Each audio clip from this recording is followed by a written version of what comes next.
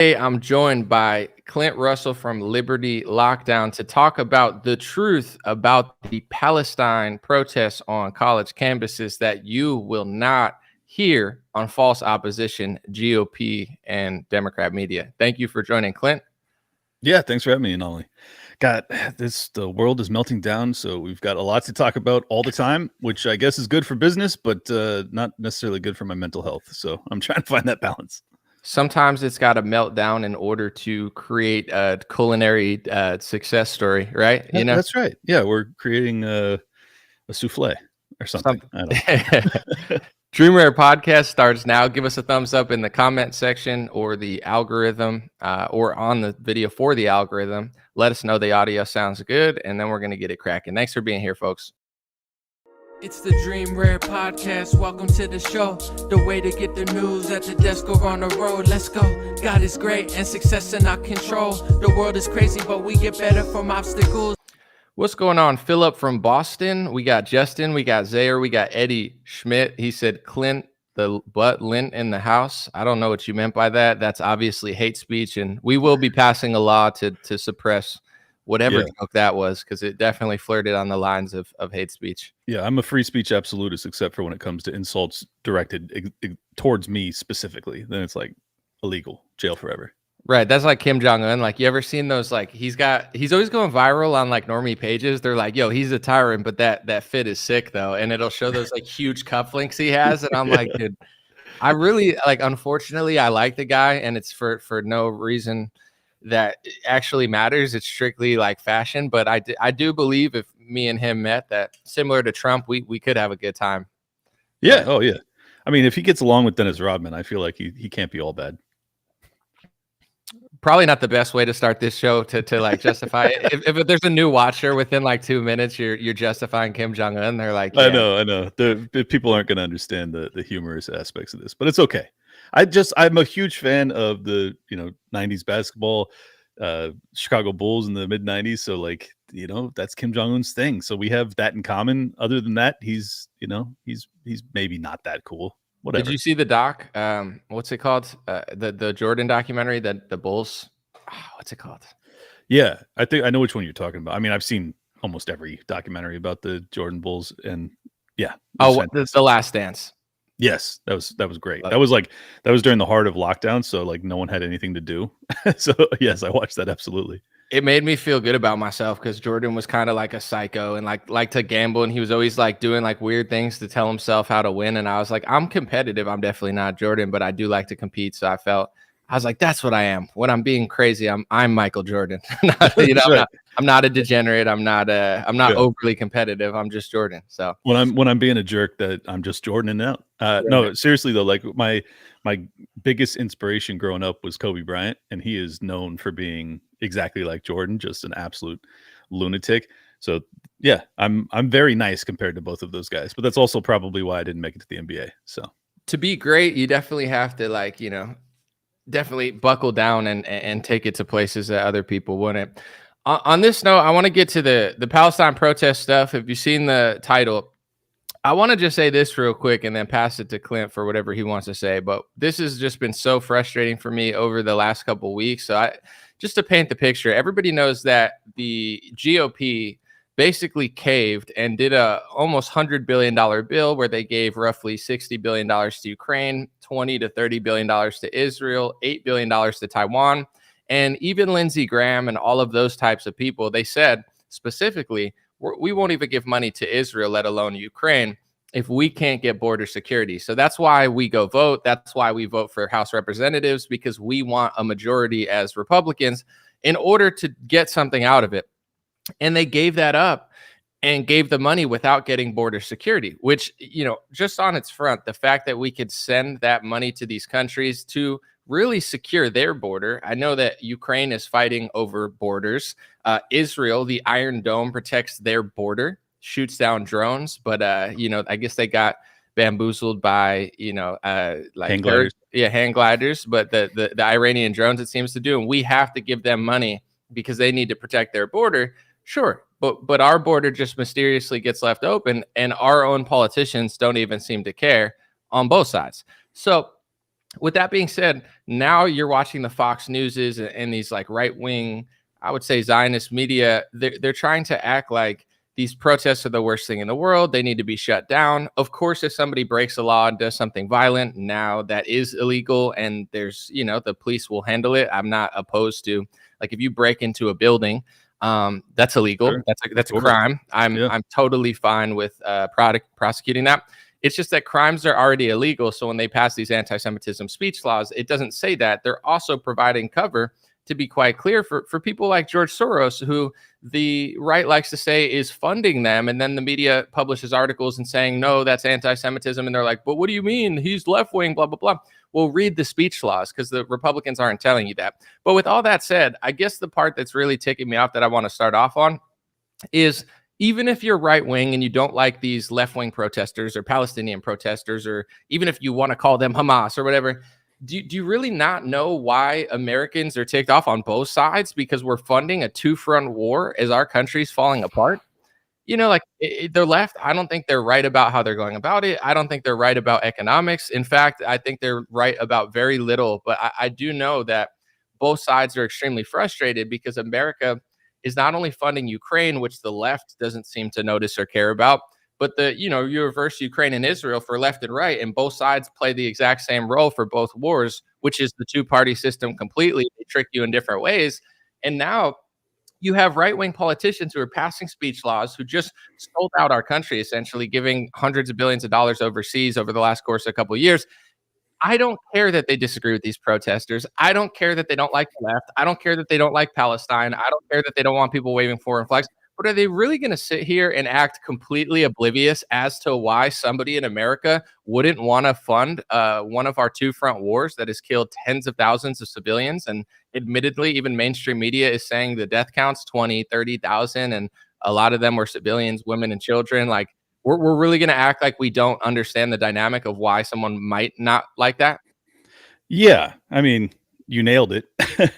I think this is my biggest frustration is, like, a lot of people say, particularly on the left, they'll say that, the J6ers had no valid complaints. And it's like, okay, you can feel that way. But if you actually, like, put yourself in their shoes, it's quite obvious that they had genuine complaints. Even if you set aside the election and you just look at, like, the lockdowns, is that not enough for a protest? Well, of course it is. Okay, well, now you have these leftists that are protesting on behalf of the Palestinians. Is that not a valid claim? Even if you realize that they're approaching it from a critical theory perspective, and you can totally disagree with that, like, is there not a moral aspect that you can at least align yourself with that says, like, okay, the death of innocents to the tens of thousands, like, I can understand why that would bother them. And then you add on to that, yeah, it's pure divide and conquer. It's like you have now sent our financial future to a bunch of foreign nations and to a bunch of proxy wars while you left our border wide open. I think it has never been more obvious that our representatives have literally zero concern for the American people. And this is why it's so frustrating that the divide and conquer tactic works, and that you now have the GOP coming down and saying, yeah, send in the cops, break down even the peaceful protesters, which the vast majority, of course, are peaceful. And this thing didn't really turn violent until you started to send in the cops. And now these people are more radicalized. And this is exactly what the George Soroses of the world would want. So you're playing into their hands, like, exactly. And it's so frustrating. On top of that, you now have the identity politics level or angle of this, where you have people that have for the past 3 years been arguing against hate speech laws and against, this panic about racism. But then when it comes to anti-Semitism, it's like, well, sign me up. Hate speech laws all day. So yeah, no one has principles. It's all divide and conquer. Everyone's a liar. Everyone's a fraud. That's about it. I watched the video you sent me where it was MSNBC, Mika Brzezinski, and Joe Scarborough. They were saying that these protests were so bad, it reminded them of January 6th. And although, of course, that's not what Fox News would say, I'm pretty sure almost all conservative Zionist media is in alignment with them, saying that these protests are really bad. And, when Fox News and MSNBC get along, you know that there's a war that's going to be started with your taxpayer dollars because they don't get along on anything. It's like the same as the GOP and the Democratic Party. They can't come together for the American border, but they could come together for Israel's border and Ukraine's border. Does that make you hateful for noticing that their priority is not America? It's not Mike Johnson's priority, and it's not Joe Biden's priority. So then you have to ask yourself, what is their priority? If it's not our border, but it's Ukraine and Israel's border, then you come to the conclusion that it's these foreign wars and other things, because it can't be our best interest, because look at the country right now. And with that being said, too, with them talking about the protesters, I watched the clip of Mika Brzezinski and Joe Scarborough on MSNBC, and their logic. And this is like, I'm going to try to have more debates with people, because I think they like to frame everything as like hateful and why this, why these people, why this. And it's like, they're like, why do you have a problem with Israel and not other foreign conflicts? And it's a great question. It's like, why them, but not other ones? And to some extent, I would agree. It's like, I do think that these left-wingers should also be critical of the Ukraine war, which they mysteriously, I think, got tricked just the same way the right's getting tricked on Israel, in my opinion. So I'm not justifying what they're doing, but at the same time, if like, there's a lot of reasons to care about the Israel war more than other wars, because I believe that the civilian casualty rate, the journalist rate, like journalists that have been murdered in Gaza, like they've surpassed numbers, like surpassed a lot of record-breaking numbers over the last couple of years as far as like our allies and what's going on. So it's not really like hard to figure out. And also, you know, the Israel-Palestine war has a lot more footage that's all over social media than the Ukraine war. I mean, it's really hard to find Ukrainian war footage, which is odd in itself. But it's like, I'm not saying you have to agree that they should not talk about other things, or they should talk about other things, but to act oblivious, that's the problem that's really pissed me off. And that's media. They always act so uncompassionate and so clueless. Like, why would right-wingers not want to send $100 billion? Like, you just sold us out and you didn't get the border. Why would left-wingers want to talk about Israel? Yeah, there's also, like you said, a critical race theory component to it. But if you look at the war just based on its merits, it is very unusual, and it's a massive escalation that I don't think Israel's taken in a long, long time. I don't know if they've ever taken this much of an escalation. And, you know, I don't want to get too much into it, but if you look into the situation, like, I believe years ago, before October 7th, before that tragedy, I believe that Israel was eventually going to make a play to take more land. Like, I'd seen enough clips, done enough research to know that they wanted, you know, they want the port, they want the land, and they want to expand Israel. And I mean, there's thousands of clips, if you look hard enough, of them going into areas, taking houses, and you know, so I was like, one day they're definitely going to go further and further. And then there's an event now, it's completely justified. And that's why people are upset. You don't have to agree with it, but stop acting so stupid to it. Well, yeah, and the reality is also that, like, the reason the college kids are so, you know, laser focused on this war as opposed to the Russia-Ukraine war, one, because of Russia collusion and their, you know, just total derangement syndrome when it comes to Donald Trump, and believing that he was foisted upon them by Vladimir Putin. So now they're basically like, they've adopted the ideology of their like parents and grandparents when it comes to battling the USSR.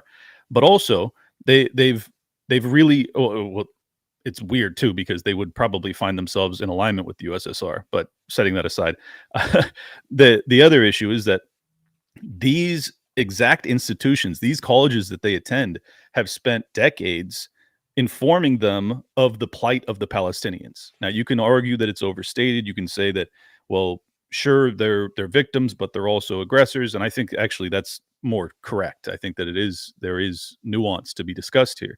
But the issue is that they have been told, and they believe sincerely, and I understand their perspective, that these people are tremendously oppressed, that they have not had a state, they have not had their autonomy, they have not had the ability to have a functioning economy. They've had basically an embargo for over a decade, and really they've been in an oppressive. I mean, I won't use any terminology because otherwise people they lose sight of the actual point I'm making. These people have not been treated well for decades, and they're not all, like, the vast majority of the people in Gaza are kids. It's like half of the population is under 18 years old. So most of these people have absolutely no responsibility for the conditions in which they exist. And it's heartbreaking. And like, if you're just being a human being, you can look at that and go like, yeah, that's not cool. sure, maybe their parents did something that justified the conditions in which they exist, but it doesn't change the reality for the children on the ground today. And you have these college kids who, many of them are bleeding heart, and many of them are also Marxists, and they align themselves with those people. They see their plight, and they also perceive themselves to be victims. And now you have fed into that narrative by sending in the stormtroopers, sending in the cops to crack down on the peaceful ones, because for the longest time these protests were entirely peaceful. And now, because you have these GOP governors, which are apparently trying to bail out the Biden administration, are sending in the cops, cracking down on these people, radicalizing these protesters. And then, sure as night turns to day, you have these you have it turned violent last night, right? The day, like a day or two after the cops get sent in. So this is, as far as I'm concerned, this is just an absolute trap. The GOP is stepping right into it. Donald Trump is stepping right into it by calling for these to be shut down.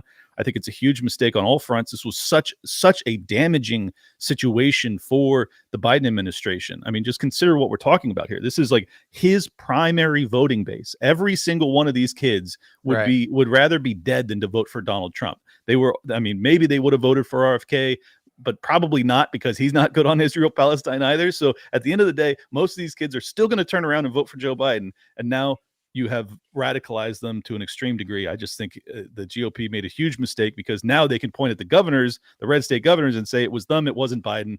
It's stupid. For those wondering, sorry, I'm terrible with labeling, and because I'm my own producer, but Clint Russell from Liberty Lockdown, that's the guest. Oh, yeah. I should be able to post it somewhere. But anyway, I wanted to say this too, because the first point you made was a really good one. Mika Brzezinski and Joe Scarborough will be like, why do they care about Israel more than other foreign wars, like say Ukraine? And it's like, well, the reason they don't care about Ukraine is because media companies like MSNBC exactly gave them this Russia. Like, if they filled up their brain and said Donald Trump was working with Palestine for 5 years, they might feel a different way about that war. So it's like the same people that brainwash these kids into thinking that Donald Trump was a Putin puppet are then asking why they don't care about other foreign conflicts. Well, the reason they don't care about the Ukraine-Russia one is because you brainwashed them for 5 years into thinking the wrong thing or the opposite side. And then the reason they don't care about other foreign conflicts is because the only one that's as aggressive as Ukraine and Russia right now is Israel and Palestine, at least that American taxpayer dollars are funding. So, like, what are they going to care about Nigeria? If we sent $100 billion there, they probably would, or someone would. So It's like they're playing so stupid. It's crazy. On that note, go ahead. Oh, go ahead. Sorry. This is what frustrates me. And as a libertarian, I'm able to see both sides' hypocrisy very clearly. It's like you now have GOP, representatives, congressmen, senators, that they will, bluff and bluster, and they will tweet out all day about how, we can't afford this aid to Ukraine. But then as soon as October 7th happens, it's like, yeah, of course we can afford all the foreign aid, all the weaponry. Proxy wars are great. Let's go. And it's just like, none of these people have any principles. So like the same exact hypocrisy that is rightfully pointed out when it comes to the college kids and how they don't care about Russia, Ukraine. Well, the same thing applies on the inverse, that the GOP also doesn't care about, the other side. So no one has any principles, as best I can tell. Absolutely. And on that note, and I'm not saying that, like, obviously things are real, and I'm not saying they're fake, but like, every politician knows in order to get funding, there needs to be a crisis. So for COVID, like, you could never just print that money. But with COVID, and I'm not saying they created it, or, I would never say that. Yeah, there's the China lab theory, that crazy racist conspiracy theory against the Chinese, who we love China. We love Chinese people so much that my friend Donald Trump has sold apartments to them, and like, if my friend Trump has sold apartments to the Chinese, then they can't be bad. Yeah, then for sure there's no racism at all. But no, this aside, it's like that gave them justification for a vaccine. And I'm not saying that this was planned, but like, Trump met with Bill Gates in 2018 to talk about a universal flu vaccine. In 2019, before the pandemic, he passed a universal flu vaccine executive order that matched the rhetoric that Bill Gates told him to in 2018, and also established a flu vaccine task force that brought together like 9 different agencies of government, like 6 months before the pandemic. And then I've never heard the term task force for vaccines. And then you have the COVID vaccine task force. But anyway, it's like at this point, the GOP will say no until a crisis happens, and then they'll say yes. So what motivation is there to not have a crisis or not wait for a crisis to just get the funding? But I want to talk about this real quick as well. When it comes to the GOP's mismanagement, you have to really take it back to at least 2019, because Trump passed an executive order that actually passed anti-Semitism speech laws and said that, protests and boycotts against Israel would be deemed like, wrong and hateful. And it's a really hard thing to do, because we do have the First Amendment, and a crime is a crime and a protest is a protest. And no matter what the race is or what the cause is, there's already laws on the book. So anytime you're passing a law for one group, they'll say that they're doing it to stop crime, but crime is already illegal. And if you're going to pass it for one group, why not pass it for every country and every group of people? So like this, it's like Trump knew in 2019 that there were going to be heavy protests against Israel at some point, because either there have been in the past, or like he passed that in 2019. Go read his anti-Semitism executive order. It's for now, even though it was passed in 2019. Over 4 years before this war starts. Interesting, huh? Right. And then he says, stop the protests. And he doesn't say stop the riots. He doesn't say stop the criminals. He said, stop the protests. Yep. He tweeted that out, or True Socialed that out to his merry band of QAnon followers. But I'm just kidding. I'm sure there's some MAGA moms in there as well, and some people off that Trump juice, you know what I'm saying, smoking on that Trump pack on True Social. But in general, with that note, it's like what Clint was talking about before. This was as far as, and once again, crime is crime. Crack down on the crime. If they break into something, arrest them. But if they're sitting on college campus, this is a liberal school, a liberal elitist school that hates you, that hates everything that you stand for. They teach your kids complete subversion. None of these donors cared about it. Now all of a sudden they care because it involves Israel. But for 20 years, they had no problem with anything being taught at these college universities. So you have this kind of, I won't say civil war because it's not that serious, but like eventually, like metaphoric civil war between the Democrat elites, many of which prioritize Zionism over Bolshevikism and liberalism. And then you have these college protesters, a lot of which happen to be Jewish, not all of them, but a lot.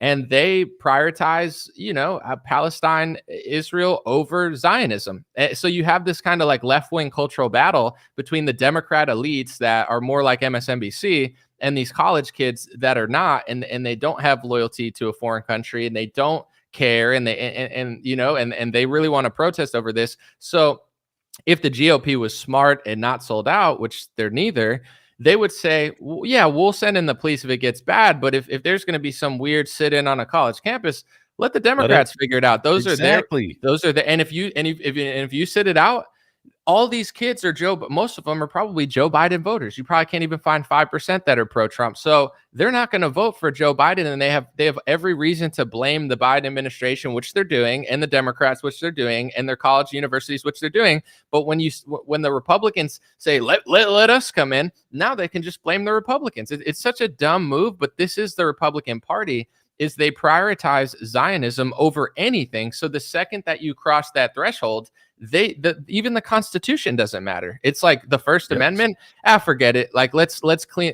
And a lot of it has to do with donor money, and a lot of it has to do with the multi-billion-dollar business of foreign aid. And it's a huge issue if you thought Republicans cared about you. But the truth is, they have no problem losing. They have no problem not being in office. They have no problem letting Democrats win. Their entire existence is to serve foreign countries and call you anti-Semitic for noticing that that's what they're doing. And most of them aren't even Jewish, which makes it mind-boggling that they would call you that for criticizing them, a lot of which are Catholics and Christians.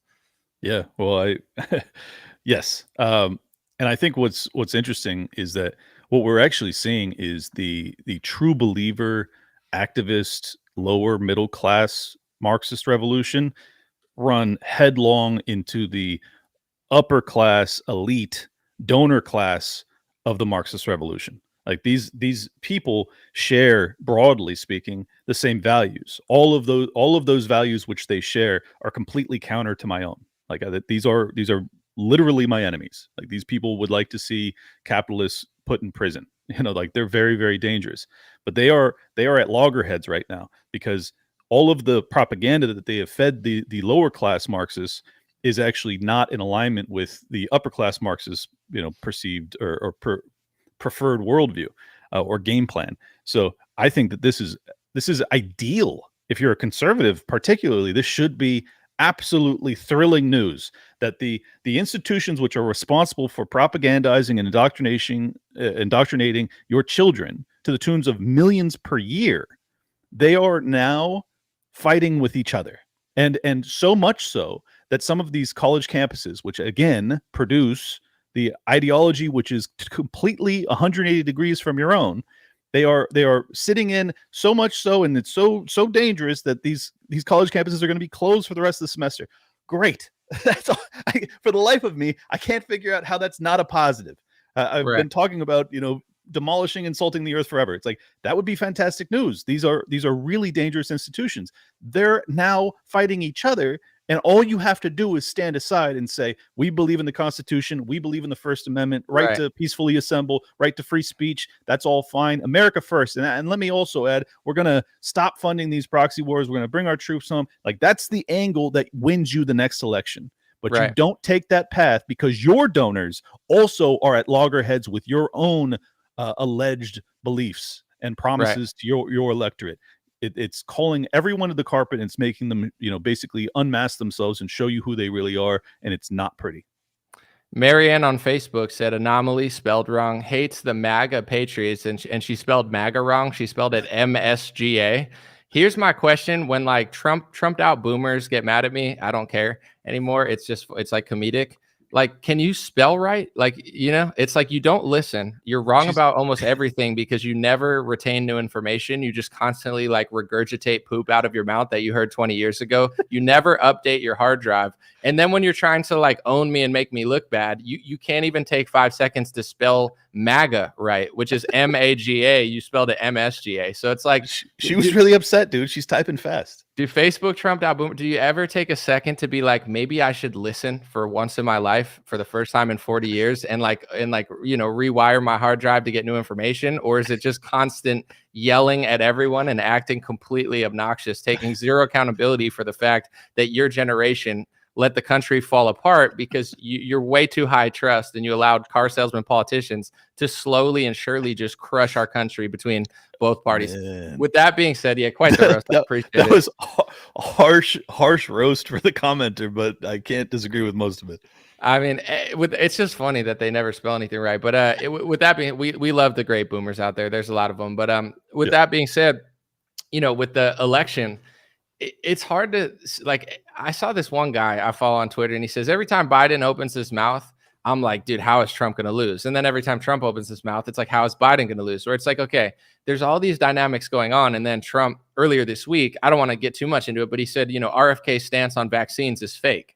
And it's like, dude, all you had to do was talk about how left-wing RFK is and just not talk about vaccines because he'll swallow you alive in that debate. RFK is 1,000 times smarter, more honest. He wrote a thick book about Anthony Fauci, like 1,000-page book, dude. 1,000-page book about Anthony Fauci. It's like, and Trump speaks in like catchphrases, like he's a Woody doll, where you just pull and he's got the same 5 phrases. Like, you're not going to win that debate. So that's the crazy part. Where it's like, I'm not sure that the GOP even cares about winning, and it's sort of like certain donors where someone like I brought up a few times because he's a very big figure in Republican media. And honestly, I didn't even know he was a Democrat, but Alan Dershowitz is a darling of conservative media. He's constantly defending Trump. He's constantly on all the news, making the conservative case or the Republican case for why the Democrats are lying, or the legal case rather.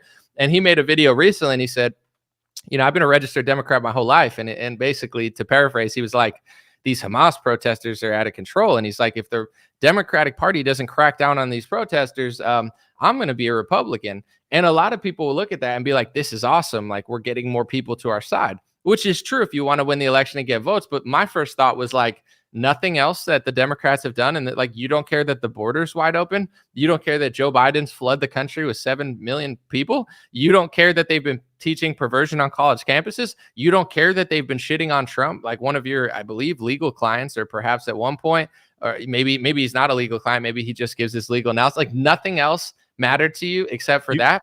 You don't care about the multiple proxy wars that could lead to World War III. You don't care about the inflation. You don't care about the money printing, the undermining of property rights, the lockdowns, the mandates. You don't care about any of that. Right, None of that. right.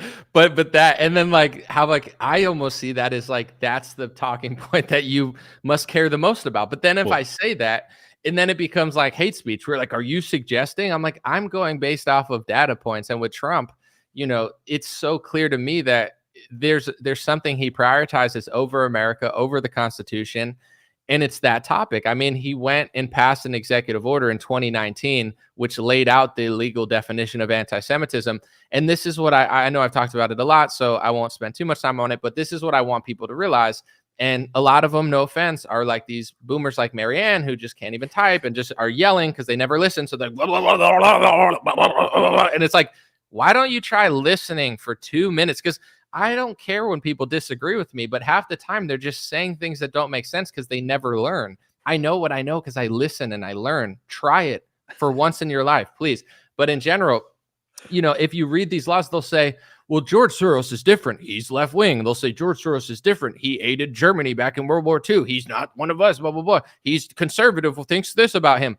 Read the laws. The hate speech laws don't say just for Israel. Doesn't say that, although there's a few of them for Israel, a foreign country.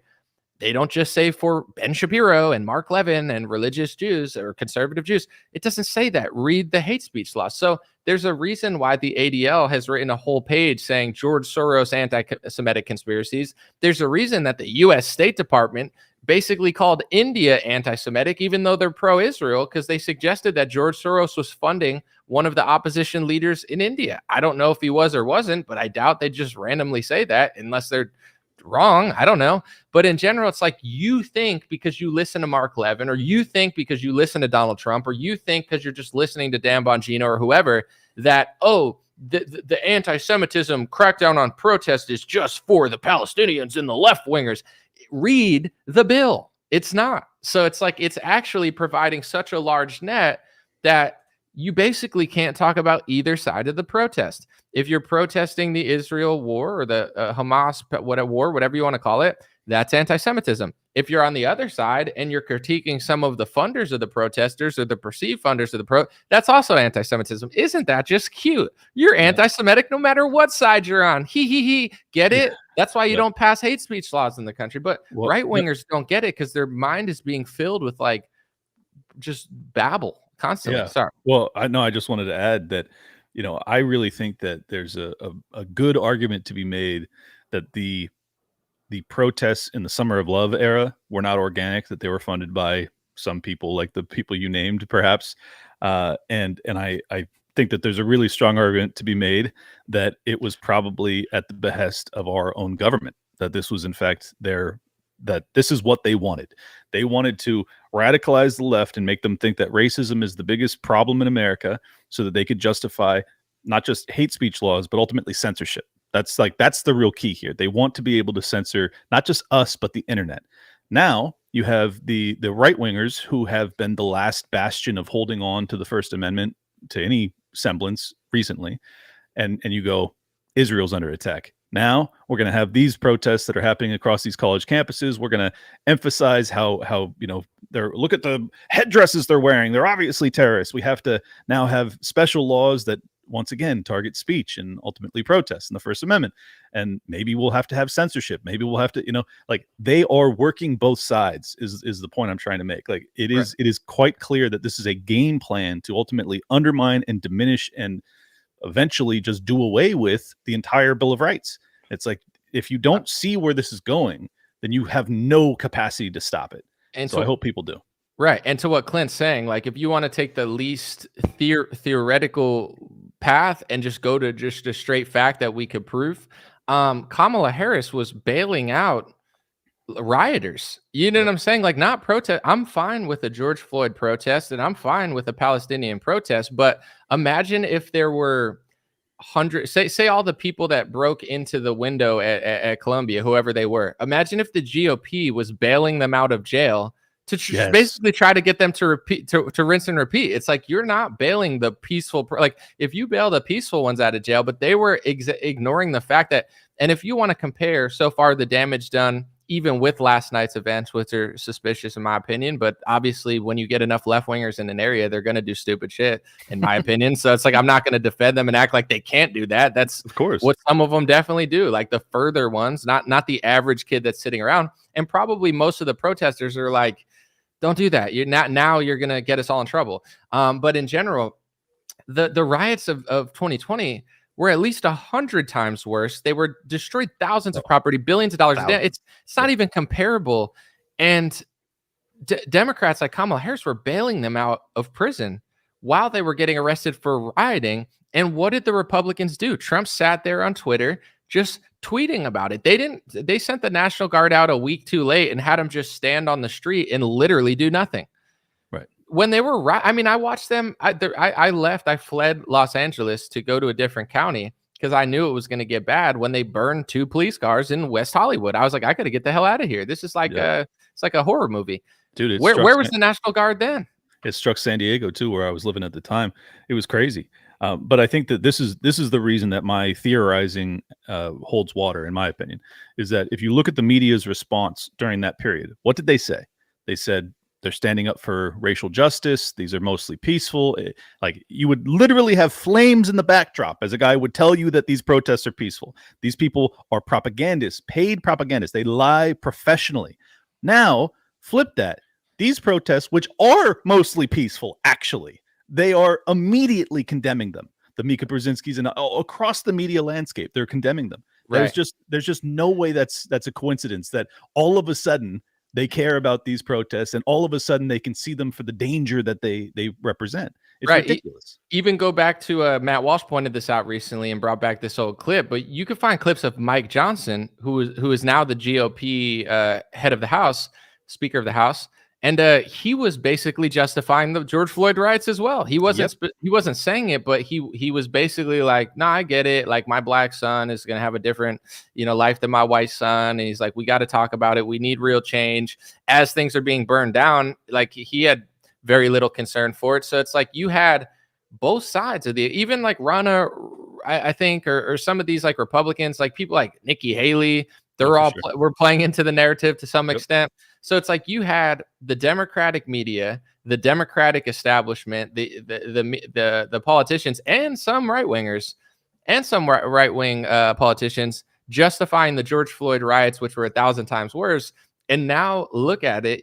I believe, at least with the peaceful ones, this is to some extent an organic protest. But here's the thing: when it's an organic protest, someone could still come along and fund the inorganic element to it. Exactly. That's exactly what the Trump supporters think happened to them in January. Come on. Right. Absolutely. And this is, think about every country that like America's ever funded. This is how they fund revolutions. I mean, it's well documented in multiple places where they'll fund counter protesters. The protest will turn violence. The violence either is supposed to accomplish a certain mean or get a counter reaction to shut it down. And this has been documented several times in multiple different countries. So it would be weird. It would be, yeah, absolutely. It would be weird to think that they wouldn't do that here. So you could tell when Mika Brzezinski, Donald Trump, Ron DeSantis, Nancy Pelosi, John Fetterman, Newsmax, Lindsey Graham, Mark Levin, when everybody's on the same page, something's coming. Either it's a foreign war that your taxpayer dollars are paying for, it's a hate speech law for the foreign country that must not be named, or some sort of pharmaceutical socialist government vaccine that they either own a stake of or that their taxpayers are funding. Like, they never come together to build a wall. They never come together to give us more rights. They never come together to stop printing money or decrease the deficit. They never come together for a social program that actually works. They only come together for this. So I think that a lot of people are catching on. And as much as it is annoying how many right wingers are lying about it, I follow this account. I should have unfollowed, but his name is Typical Liberal on Instagram. And, I've talked to him and stuff. He's a nice guy and we used to be friends. And I don't hate him at all or anything. I don't feel any hard way, but when the Ukraine war started, he pushed Ukrainian war propaganda for 2 weeks until realizing he was wrong. When the Israel-Palestine thing, he was pushing war propaganda. Now he's pushing basic boomer Fox News talking points, pretending like he's so different from Fox News because he likes Donald Trump, but he's exactly the same. And half of his comments are ratioing him. They're like, what about the First Amendment? What about the Constitution? So it's good to see, even on these like boomery, like, right-wing Fox News rebranded, like Trump, we're so different, fight the rhinos pages that are pushing the same nonsense.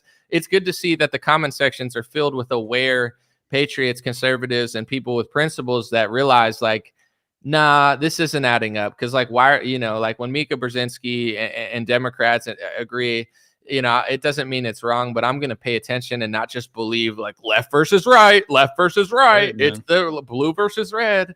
It's not working anymore. I think that's the key here, is that like we're being abused regardless of your political beliefs. Like the system is absolutely fundamentally created to rob and ultimately take away the rights of every American, regardless of how much I hate your worldview. If you're a Marxist or a communist, and you probably want my rights to be taken away, it doesn't change the fact that both of us are victims of this current system. So if we could just come together and realize that we are actually being robbed to fund proxy wars, that I hate all of them. The GOP hates one of them. The left hates one of them. Okay, right. Well, the obvious compromise position is we stop funding all of them. That's the compromise position. But instead what we get is we fund all of them. So when we see that, we shouldn't go, oh, now I hate these college kids even more than I did before. The answer ought to be, oh, let's listen to them, and maybe I can get them to listen to me. Let's see if we can actually come together on realizing that we have no representation in DC. Zero. If we could actually do that, then maybe we could change something. But until we do that, nothing's going to change. And one other final point that I wanted to make that's really important is that the war in Taiwan is not a war. This is exactly what Donald Trump, unfortunately, did in 2016, or I think it was 2018, when he started to send munitions to the Ukrainians. It was advertised as some sort of preventative, dissuading, deterrent measure to prevent Putin from invading. It did not work. And as a consequence, hundreds of thousands of Ukrainians are dead. Tens of thousands of Russians are as well. This is the exact same rationale that's being used to justify the armaments that are being sent to Taiwan now. And China is a serious foe. So you do not want to catalyze a war with them, but this is the exact same stuff that happened with the Russia-Ukraine war.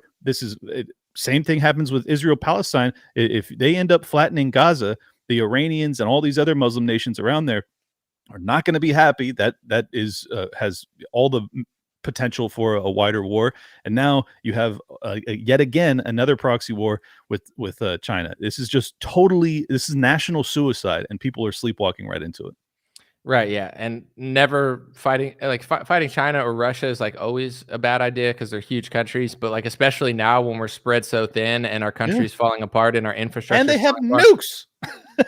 Well, I mean, I'm not going to start a theory, but it's like I believe that we've destroyed infrastructure for people that we're fighting. I mean, it's clear that we've done it to some extent. So like when our infrastructure starts crumbling, I'm not convinced that that's not retaliation and that the government's covering it up because they don't want people to be scared. But it's like when you're blowing up pipelines allegedly, or someone's blowing up a pipeline, when there's terrorist attacks on bridges in Russia and there's terrorist attacks from ISIS, who, why would ISIS attack America and Russia? Like they're just rogue and they just attack both sides of a war. It's possible, but at the same time, I thought that was suspicious. And then 2 weeks later, our bridge goes down. I'm not saying that's what it was, but my intuition tells me the U.S. government would never tell people like, yeah, we're funding so many wars that our country's falling apart. And that's why they covered up on TikTok the Bin Laden letter to America, of course, not justifying what he did. He's a scumbag, and I'm American. I'm disgusted by what he did.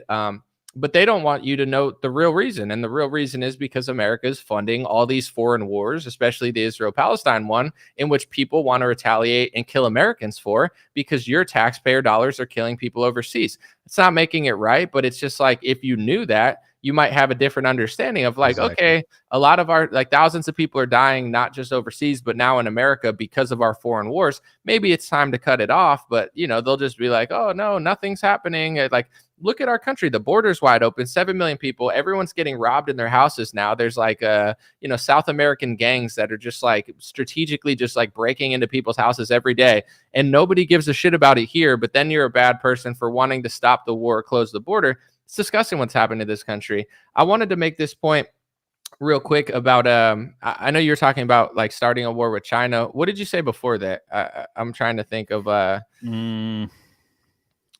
Oh, I was talking about how Trump armed up the Ukrainians. Oh, right. Yes, absolutely. So this is the issue of people being so stubborn, is like when you see everything through red and blue or Trump or Biden, you'll never tell the truth. Like, yes, Trump did not start any new wars, although I would say that the COVID thing was essentially like a war on Americans. I don't think that was in any way, shape, or form. It was like all the problems of foreign overseas now became domestic, and we had one of the craziest things that ever happened in our lifetime. But in general, it's like people don't want to know that he funded Ukraine. Like, maybe he would have been able to finesse it and not start a war, but he kind of did fuel that war, and he wasn't that different. People don't want to. He may not have started it, but he certainly stood down. And this is the thing, is like, if Trump supporters don't want to admit that, and liberals don't want to admit they get lied to about Ukraine, and evangelicals don't want to reconsider the dispensationalist mindset that they've been, in my opinion, tricked into believing, in this like Zionist narrative that their pastors have been telling them for 30 years.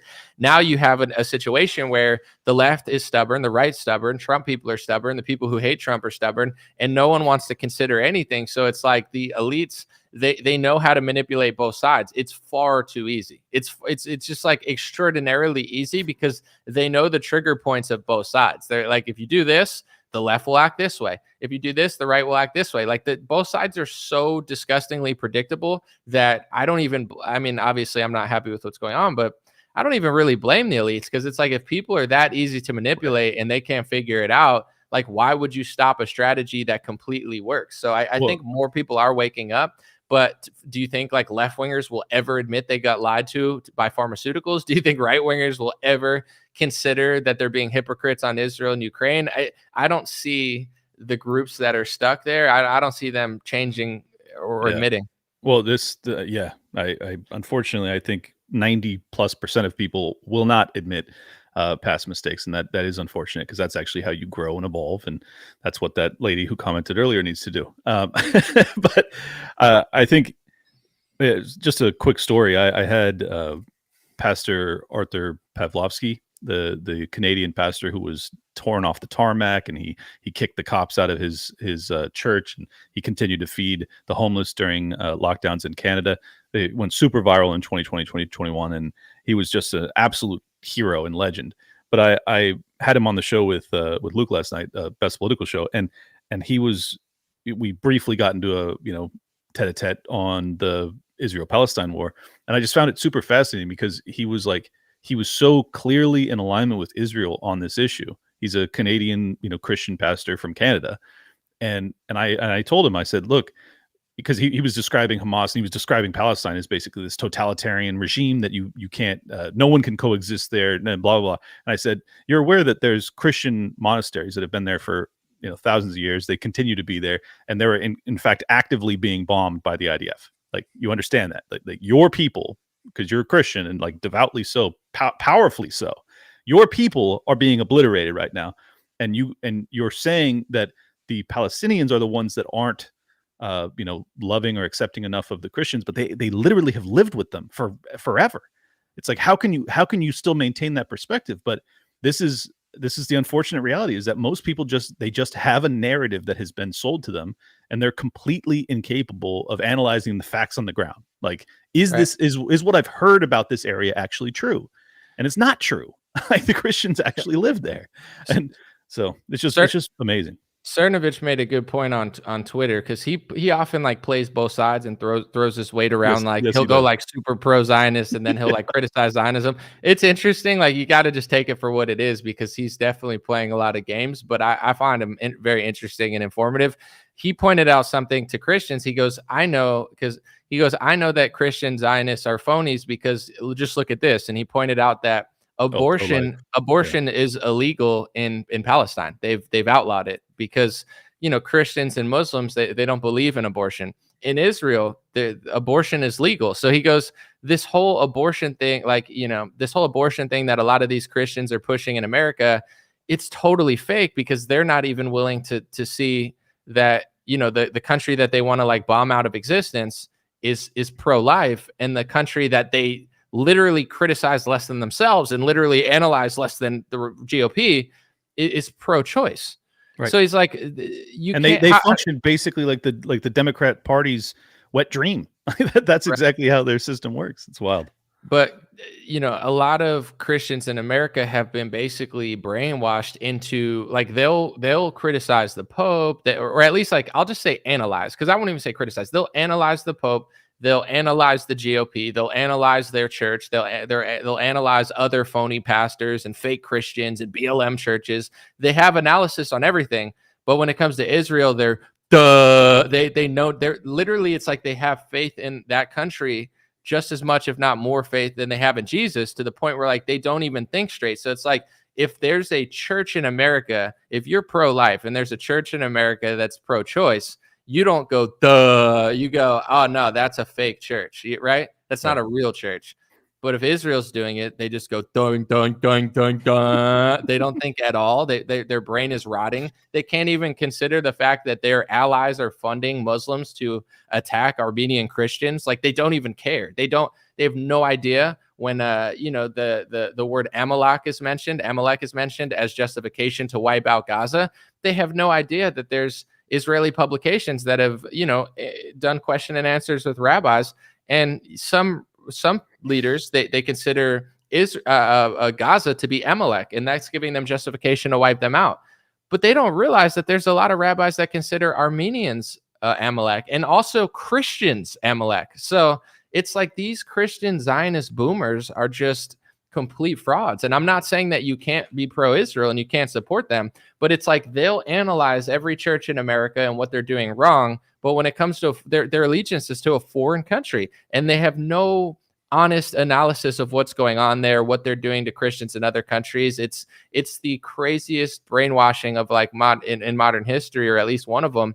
And they're completely oblivious. That's why they like accounts that are like, look at the blue-haired liberal on the college campus. It's like, whoa, wow, Charlie Kirk, like that. They need like cattle fodder content in order to, like, justify how great they are and how smart they are. See, this is why it's so hard for me to believe that they can't figure this out, because it's like Justin Amash, who was a GOP Congress member, his family was in one of those churches when it was blown up, and he thought that he had lost his family for a while. Right. And in fact, maybe he did lose some of his relatives. I think some of his nieces were killed, and I think they were taking shelter either in a church or near the church, because they felt like that was a safe area that wouldn't be bombed. And I guess Israel hit it, but they said, of course, like, I didn't mean to, or like, and basically it gets to this point of, like, don't even talk about it. Don't even talk about the fact that a sitting or a former congressman had his family obliterated, his Christian family, and like you look at this girl. It's just like, she's like 11, 12, like, horrible, oh yeah, man. She's Hamas, the Christian hiding under a church. It's like, and then these Christian boomers would be like, yeah, she probably deserved it. It's like, go to hell. Yeah, no, I mean, that's what breaks my heart about all this, is like, because of people's inability to use any semblance of critical thinking, they've actually lost their humanity. If even if there was no Christians in Gaza, can you still not have some sympathy for the children? Like, is there, like, when did we lose that? And this is what I found interesting about this rehashing of the debate over Hiroshima and Nagasaki recently. And it's like, and this has been my point all along, is that you can call it a necessary evil. You can argue that it saved more lives than it would have cost otherwise. You can do all of those things. But if you ever start to argue that nuking civilians is moral, well, then you are literally in alignment with Satan himself. Like that is so crazy. You're talking about melting the flesh off of children. Like, there's nothing worse that I could possibly imagine. And I'm sorry, I'll stop describing it because I don't want to get you in trouble here. But no, like, it's just remarkable that people, based off of, like, our team good, that team bad, whatever happens to them is fine, and just not fine, but morally just and righteous. And if Tucker Carlson questions it, then we're going to do everything in our power to undermine him and see him deplatformed and censored and whatever else. It's like, these people are absolute psychopaths, and they're like the last vestiges of neoconservatism. And I hope it's on life support. I really do. Yeah, and I mean, on that note, I think that moral armies, like no one's asking you to just roll over, but it's like have morality, like as far as the Yeah. children and the women, like they're even in war today, like you're supposed to have the men fight and the armies fight, and I think before the last year or so, it was pretty understood. Although war is horrific, and there have been some quote unquote mistakes that most countries have tried to leave the women and children out of it. I've never seen, at least in American discourse in my lifetime, until the Israel-Palestine, I've never seen so many people openly justify slaughtering civilians, women, and like 5-year-olds. Because normally, like every person, Christian or not, but especially Christians, it's like, yeah, no, we're not softies. We're not going to just roll over and lose. We're going to defend our allies. But yeah, it's try to leave the kids out of it. But you got hundreds of influencers justifying slaughtering children. So now, the World War II comes up, and it's an interesting one because if people do research, although maybe you just heard, oh, we nuked it and we saved the world,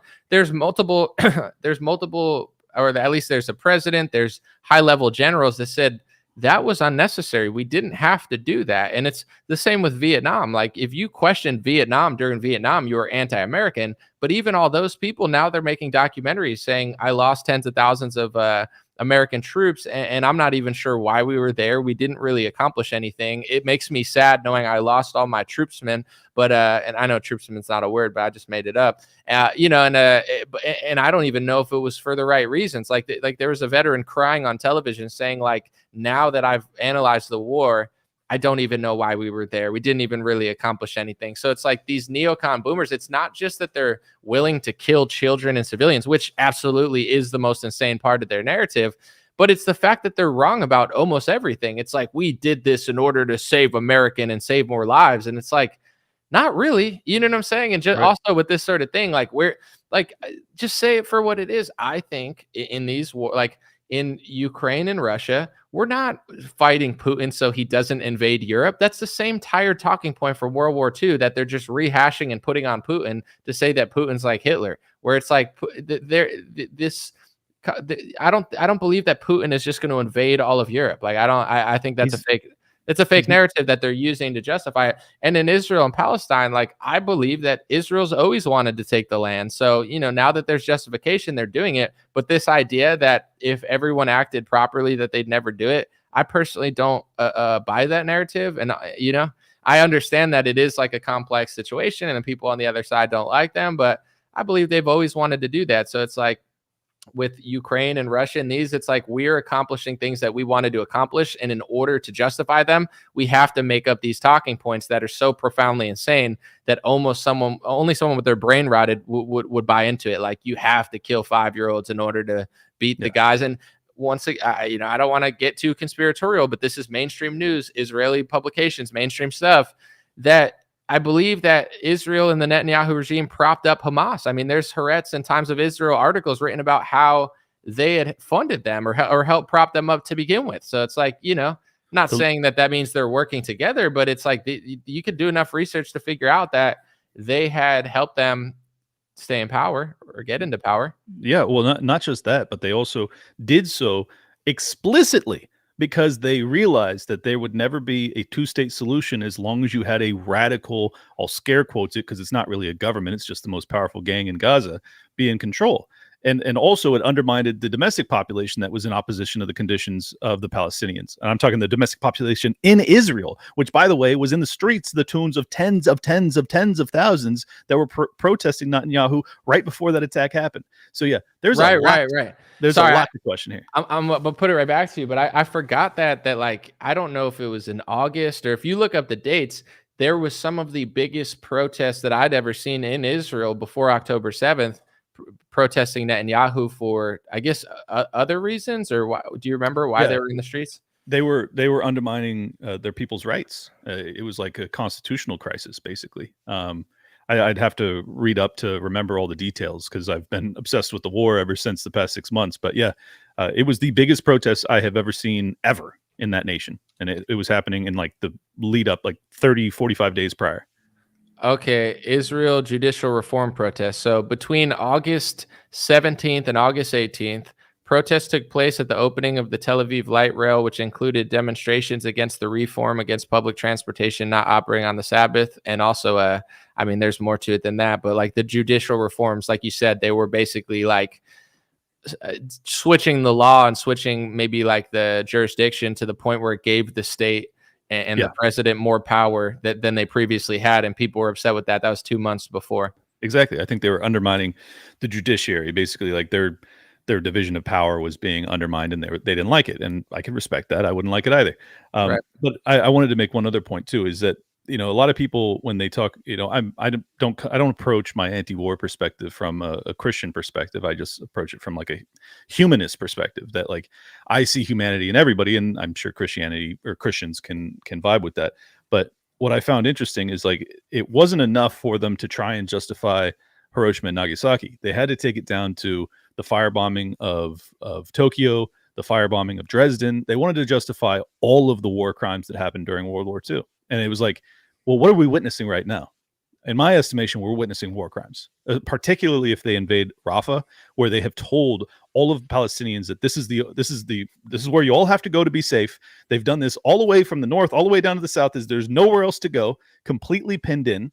And now you're going to ground invade it? Well, you have millions of innocent people, or at least 500,000 innocent people that are there, at least, probably over 1 million. I mean, it just struck me that it's like, oh, we're trying to justify past war crimes so that we can excuse current ones. Absolutely. And I find that just totally reprehensible. And one other point I wanted to make before we change subjects is that on Liberty Lockdown last night, I played a clip of a member of the military. I don't know if it was Royal Navy or whatever, but he ended up being a ground troop through most of World War II. This was a British soldier.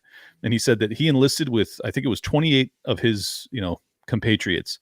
And by the time they were firebombing Dresden, he was down to 20, he was down to 4. So he had lost, 80+% of all the guys he had enlisted with. And he said that none of that was as damaging to him psychologically as Dresden. Is that he saw women and children jumping from buildings in flames. And he's like, that of all the things that I experienced, losing all of my brothers in arms, nothing shook me, nothing changed me than that, or more than that. It's like that is the nature of war. This is the reason that like you must maintain morality during these wars, regardless of how perilous the fight is, no matter how daunting the foe. If you don't maintain your morality, then you don't have a righteous cause. You don't have a right to prevail, because you've lost yourself in the process. And I think that's what concerns me so much about the Daily Wire's stand against Tucker Carlson. Is like Tucker Carlson is arguing for what, in my opinion, is the best aspects of Christianity.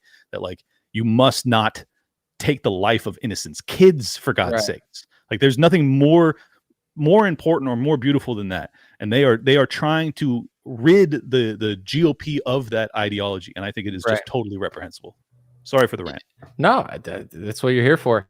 I want to say, like, with the left, on a lot of domestic topics and things that they're wrong about, they don't want you to critically think, and they call it hateful, because when you critically think, you realize that they're wrong. When you use logic and reason and basic humanity, you realize that the left is wrong about a lot. It's the same thing that the right and a lot of the Zionists do on the right. I'm not saying they have no point. I'm not saying they shouldn't be able to defend themselves and have land.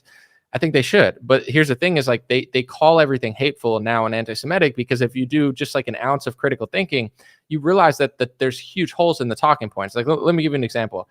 A lot of the people in Israel, not all of them, but especially like the further right conservative, people who live there, they will say that like they're Hamas. They're all Hamas, or, like they, like even the kids, like I saw this one guy in America say that recently, Xavier or whatever. He's like the PragerU little pawn or whatever. They throw him out to do work. But in general, it's like, even the kids, even the women, like all these people, like nobody wants to take them because they're all terrorists. Okay.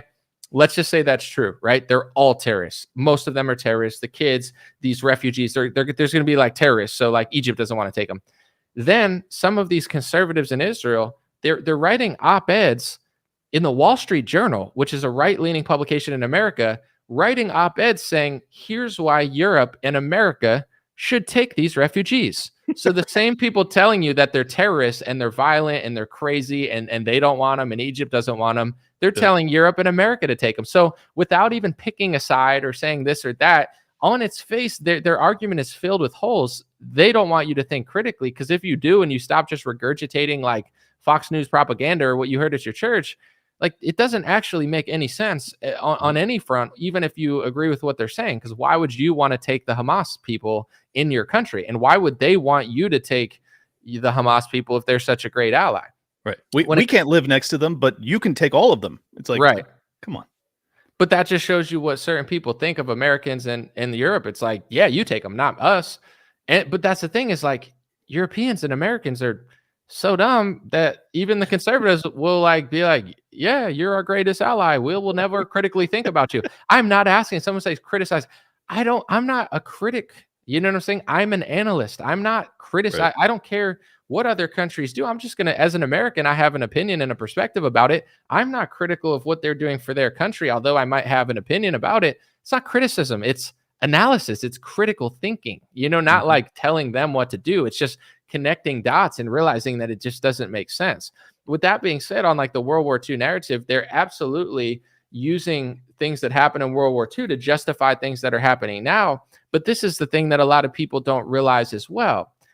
I'm not telling people what to think about the outcome or whether we had to bomb other people, although I have my opinions, but just look at what happened after World War II. We essentially helped the communists win the war. Somehow Russia seemed to get rid of the communists, and then the whole Western world turned into basically that ideology that they got rid of somehow. So it's this thing where it's like after World War II, America established the World Health Organization and the United Nations. That was established with China, with Russia. It's like we established all these, in my opinion, communist jump offs. We helped the communists win the war, and then in return, over the last 40 years, like, is Italy better than it was 30 years ago?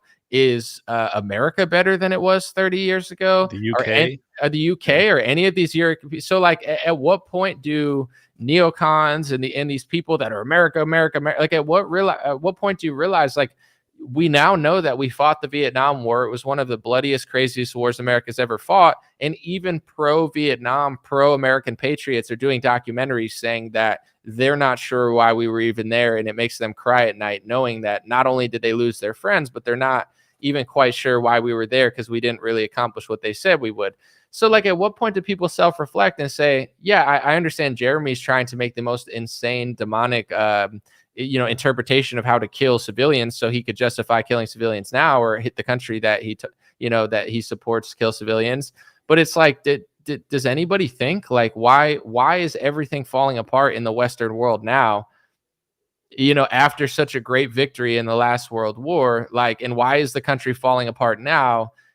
Because we're funding Israel and Ukraine. Like, oh yeah, if we don't beat Ukraine, Putin's going to take over the world. And look at our own country. Why is the border open? Why does no one care? Why can't like, these people hate you? They do. They hate you and could care less what happens to you. You're like, I always use the term tax cattle, but it's like, at what point do people, to put down that stupid 50-year-old talking point that has clearly destroyed our country and start listening, considering, and critically thinking about these topics? Well, exactly. And as it's well known that the victors write the history books, right? So the primary reason that they don't want you challenging, the primary reason they don't want you challenging the World War II narrative is because they want to justify current war crimes. But there's also another aspect of this that they really want to avoid, is that once you start to evaluate the actual nature of World War II, once you actually realize that it was the Treaty of Versailles and the absolute abuse of the German people after World War I that led to the rise of Hitler and led to all of the atrocities that came therein, well, then you actually have to analyze, in my estimation, you should, at least if you're being rational, you should analyze the treatment of the Palestinians post 1948, the Nakba and everything else. And you should realize that, like, oh, when you oppress people for decades and you impoverish them and you ruin their lives, they become pretty radicalized. They end up doing really crazy stuff.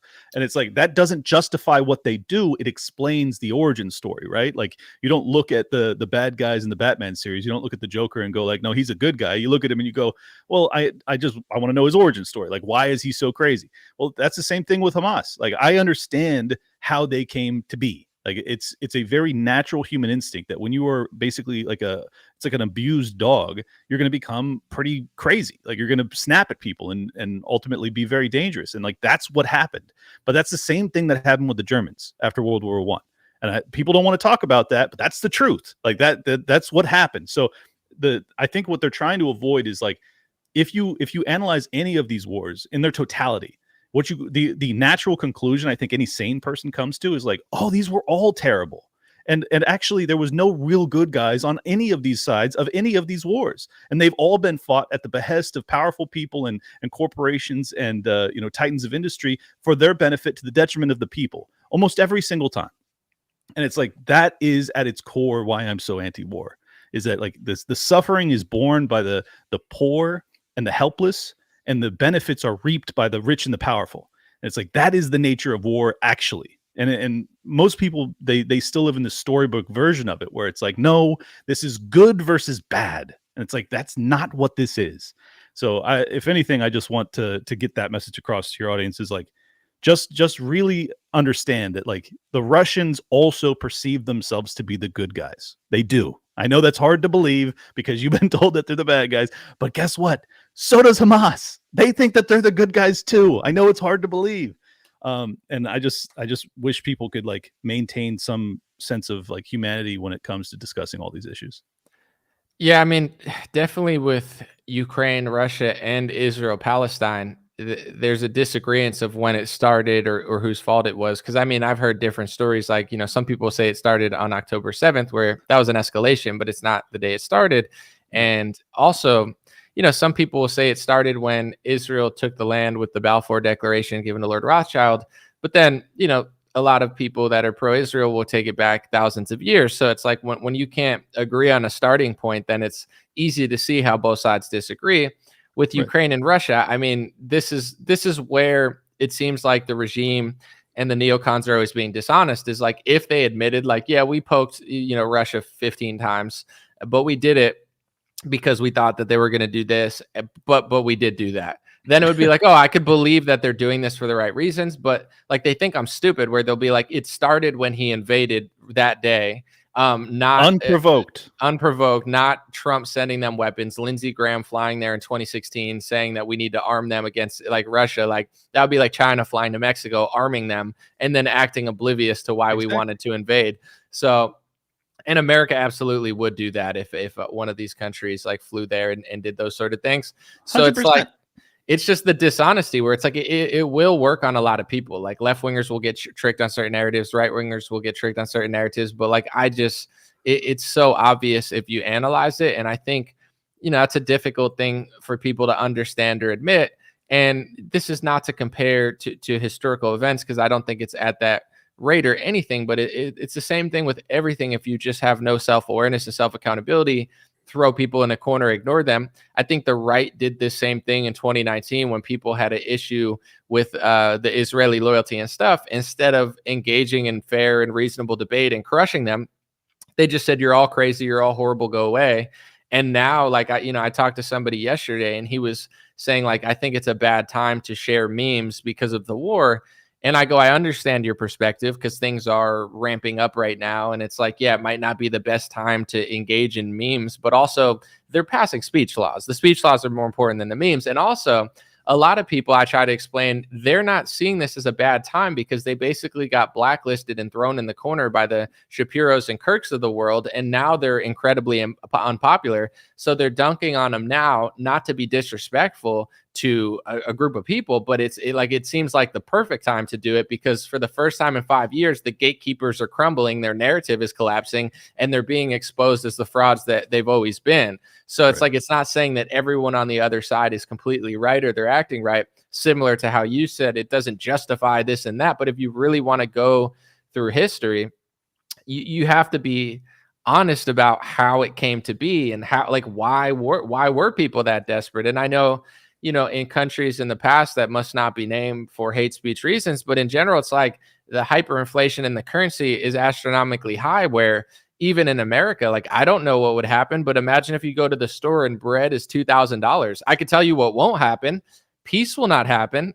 You know, a good, Exactly, dude. like a calm leader will not happen, because if the price of everything is so high that no one can afford anything, the fabric of society stops working. And the truth is, this has happened in countries in the past due to, you know, war reparations and just, you know, constant bashing of the people there. And it's like it doesn't justify the counter reaction, but what it does do is paint an honest narrative of how it came to be, which is you know, honesty, I believe, is how we solve problems. But what you notice is, in both parties, on both sides, and at war, people are not looking for solutions. They're looking for outcomes. They're not looking for peace. They're looking for, you know, 100-year agendas. Yeah, well, and I think this is why I'm you know, I'm emphasizing the truth aspect of this so much, is that if Netanyahu was honest after 10/7, and if he were to say to his people and to the world, look, we thought that by bolstering Hamas and keeping them in power, that we could control. He even said it himself. We can control the height of the flame.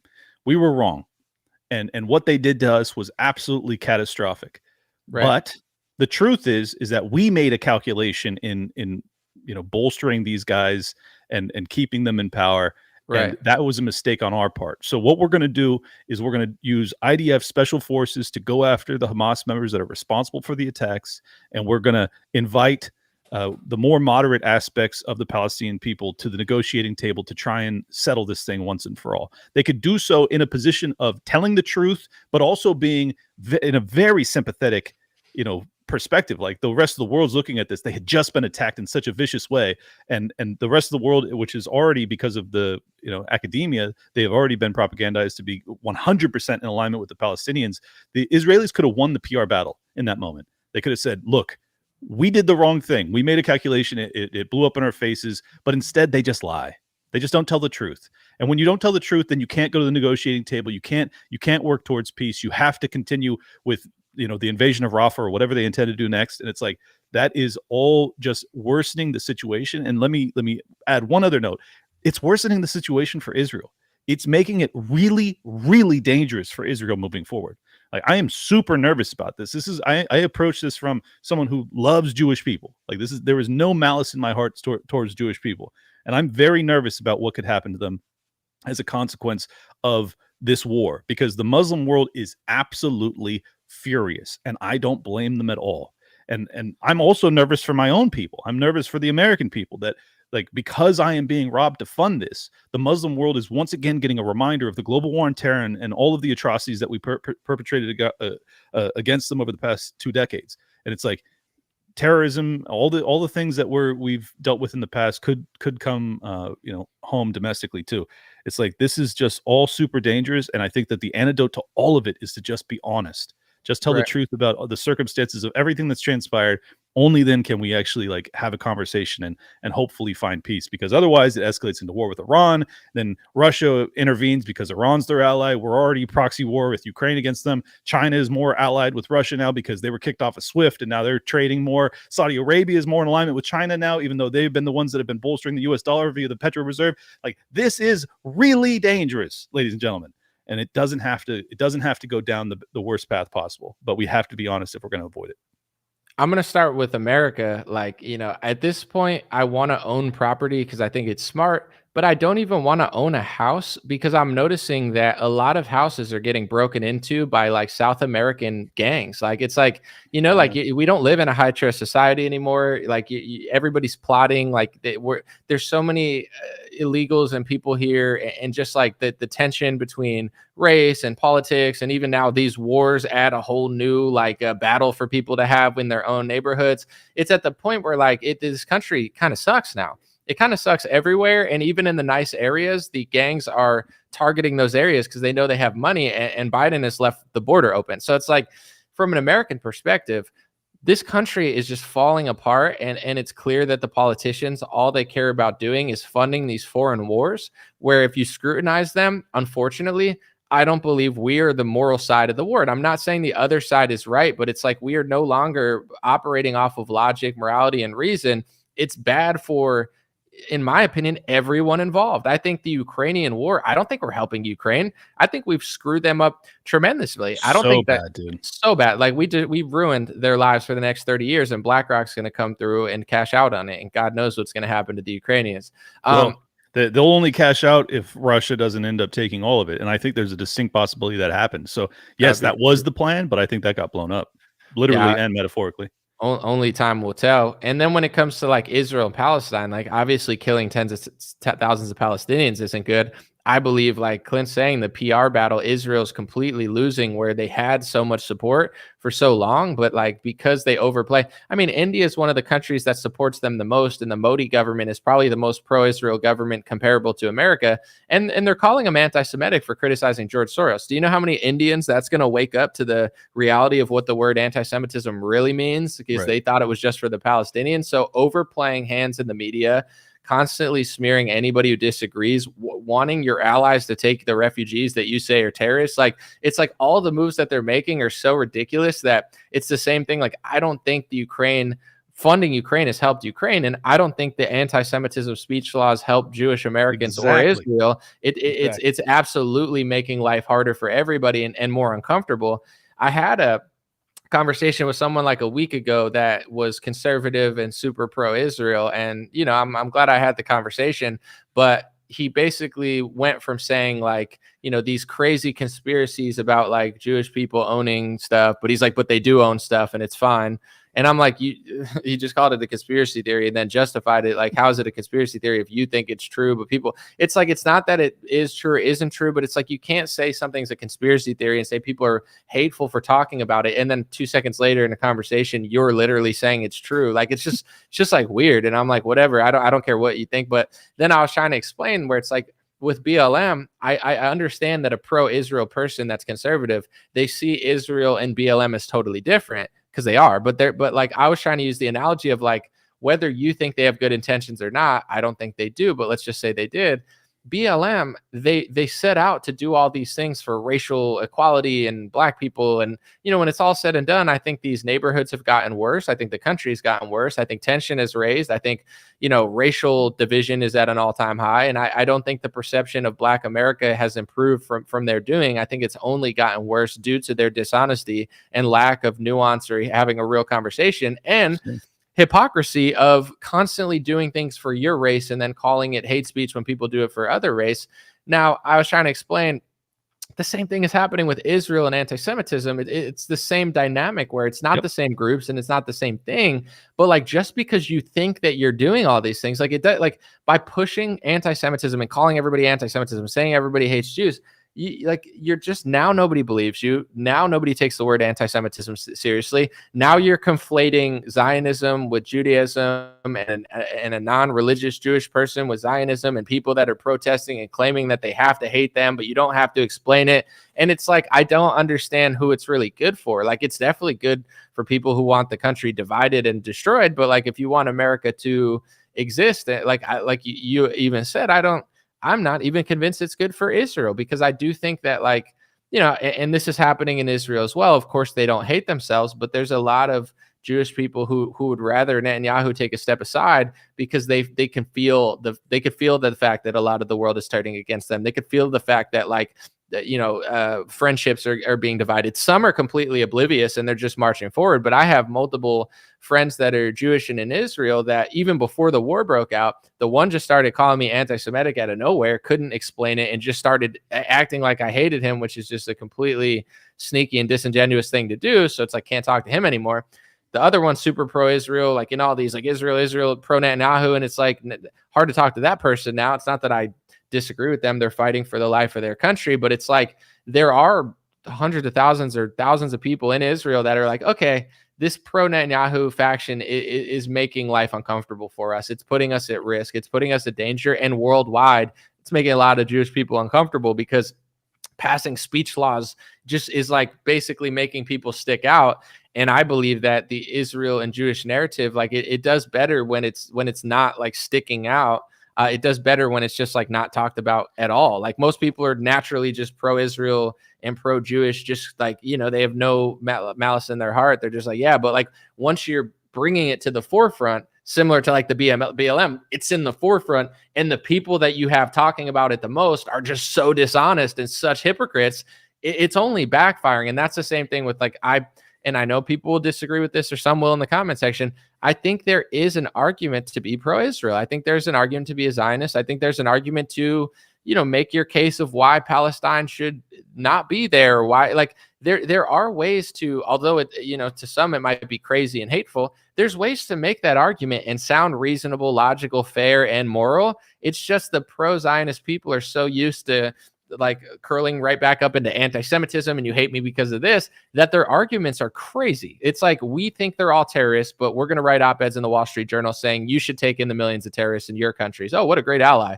Or they'll say that, I've heard the argument of that they basically deserve to die because they voted for Hamas in 2004. Yeah. Well, also the Israeli government, it's been published that they helped prop up Hamas, but a lot of the kids are, they're like 17 years old and the election was in 2004.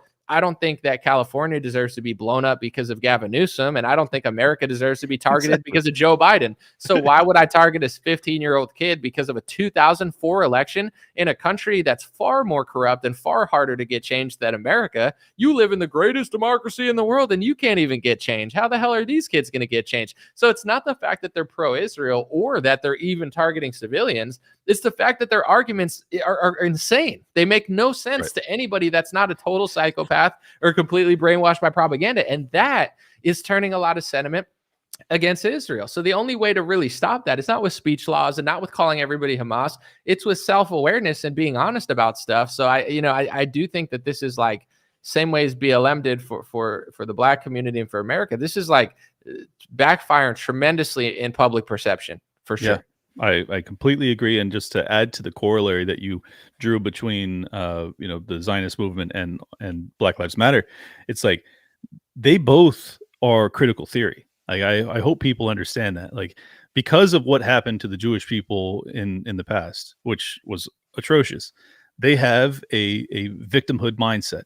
Black people, because of what happened to them in the past, which was atrocious, slavery. They, not all, but many, have a victimhood mindset, particularly those that would have been espousing kind of the BLM mantra. I don't want to group in all Black people. Obviously, many disagree, but this worldview, what it does, you actually saw it with Black liberation movements and Malcolm X and some of the more radical aspects of the civil rights era.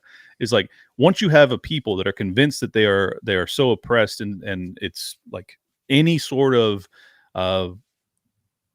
like rising up is ultimately righteous opposition to the oppression of the past, well, then you have basically given yourself a moral green light to commit atrocities against another group of people. And that's what I see occurring with the Israelis right now, is that because of what's happened to them historically, they are now in a position of, we can also do what has been done to us, and it is morally righteous. And I think that's a huge mistake. Like, once you go down that path, you lose all sympathy from the rest of the world, because everybody else that's looking at this going like, yeah, what happened on 10/7 was atrocious. Hey, what you've done since then, pretty atrocious, brother. Like, we're talking tens and tens of thousands of innocent people. Like, that's not okay. And now you're talking about ground invading the last city where all of the refugees have fled to. Like, that is really, really bad. That's a terrible idea. It screams ethnic cleansing at that point. So my point in all this is just that, like, once you have this critical theory perspective of oppressor versus oppressed, well, even if you used to be oppressed, you can quickly become the oppressor. And I think that's what's happened. I think that's what happened with the BLM movement. I mean, you all saw it. The cops stood down and the cities burned, and everyone was like, this is fine because they've been oppressed historically. Well, This is the same argumentation that's being levied when it comes to the defense of what the IDF is doing to Gaza. Right. And I mean, it's easier for right wingers to see through the BLM stuff, but it's like, I lived in Hollywood, like not the hills where all the rich people lived. I live where the broke people live now, like on the street, essentially, like right off the boulevard for years, because I had no car and I could walk to my job. But, like, I'm watching the BLM people just destroy like a Asian ladies restaurant, who I love that lady. Like, she was awesome. Like the meals were like $7. It was one of the only affordable places. So you're going to burn down an Asian ladies restaurant because of like you were oppressed 100 years ago? Like, what did she do to you? Like, it doesn't make any sense. And also, the government's been oppressing all of us for the last 3 months, and the stores just opened like yesterday. That was and then brutal. they're burning them down. So it's the same sort of thing. Like you said, is like, because of a historical atrocities, it doesn't mean you could just slaughter tens of thousands of women and children. And then if you do, it's like, obviously it's horrific, but it's like the hubris to then turn around and say that it's hate speech, to say that it's even happening, and to basically to have Americans pass hate speech laws saying that you can't say these people have power. Meanwhile, Republicans are jumping up to shut down sit-ins on a college campus faster than they are riots in 15 major cities simultaneously, destroying billions of dollars of property and killing several people. It's like, it's just so obvious. It's like, but at this point, I think it's just like so clear what's going on. I think a lot of people have woken up to that reality, because it's like, why is there any other, and I understand past atrocities and that logic, but like, is there any other group that needs to pass laws to say that you can't say that they own things? Well, no, because everybody just instinctually knows, like, they don't own that much. And if they do, like, I think like Arabs own a lot of stuff. I've noticed like Armenians own a lot of jewelry shops, but like they're not passing laws to say that you can't say they own jewelry shops, because that would just be diabolically, obviously ridiculous. You're like, not all Armenians own a jewelry shop, but but most do, and that's weird. Not really enough do that I've noticed the pattern that they're crushing in the jewelry industry. However, for a group of people to say that you can't say that they own stuff, meanwhile both parties are jumping up for their topic and sending billions of dollars to these countries, it's like, it's just like, can we just admit that like America is not a sovereign nation? Like, can we just change our flag and get it over with? Or is that hate speech to say too? It's like, I'm fine. Let's just be straightforward about it. Like, if the First Amendment only matters for certain topics, but not a foreign country, then that is what our politicians prioritize over American values. But then if I say that, it turns up in 15 publications as this huge crime of anti-Semitism, when I'm just being honest. Like, I don't know any other way to say, like, how does that not prove that that's the priority? If they're so pro First Amendment, and you could find the same rhetoric, a riot is already illegal. I'm not pro riot. I'm pro peaceful protest. But here's the thing. They're using, the Republican Zionists are using the same terminology: safe spaces, literally, revisit free speech policies. They're not saying, let's crack down on the riots. Donald Trump did not tweet, stop the riots, stop the riots. He said, stop the protests. His bill has hate speech laws. They're policing hate speech. They're saying it's not safe. Certain people don't feel safe. Well, homosexuals and transgenders don't feel safe when Charlie Kirk and Ben Shapiro on the college campus. That's the same thing they said. They don't feel safe because Ben Shapiro is basically saying they don't exist, and they're already like freaking out. So it's like, so does that mean Ben Shapiro shouldn't go on a college campus because LGBT doesn't feel safe? It's the same premise. And, despite I'm not Charlie Kirk and I don't know what he's saying, I always stood up for him because I understand that certain people feel unsafe when he's there, but that's his First Amendment right to criticize LGBT, even if it's insane and aggressive and too much. Like, it's the same thing, but they don't feel safe. It's like, okay, neither do transgenders when Ben Shapiro comes. Exactly right. And Governor Stitt, he's the governor of Oklahoma. He tweeted out, I kid you not, just yesterday. He said, I can't remember the exact phrasing, but it was something to the effect of, I am an ardent supporter of the First Amendment. Hate speech isn't free speech. I was like, dude, we just went over this. Hate is subjective.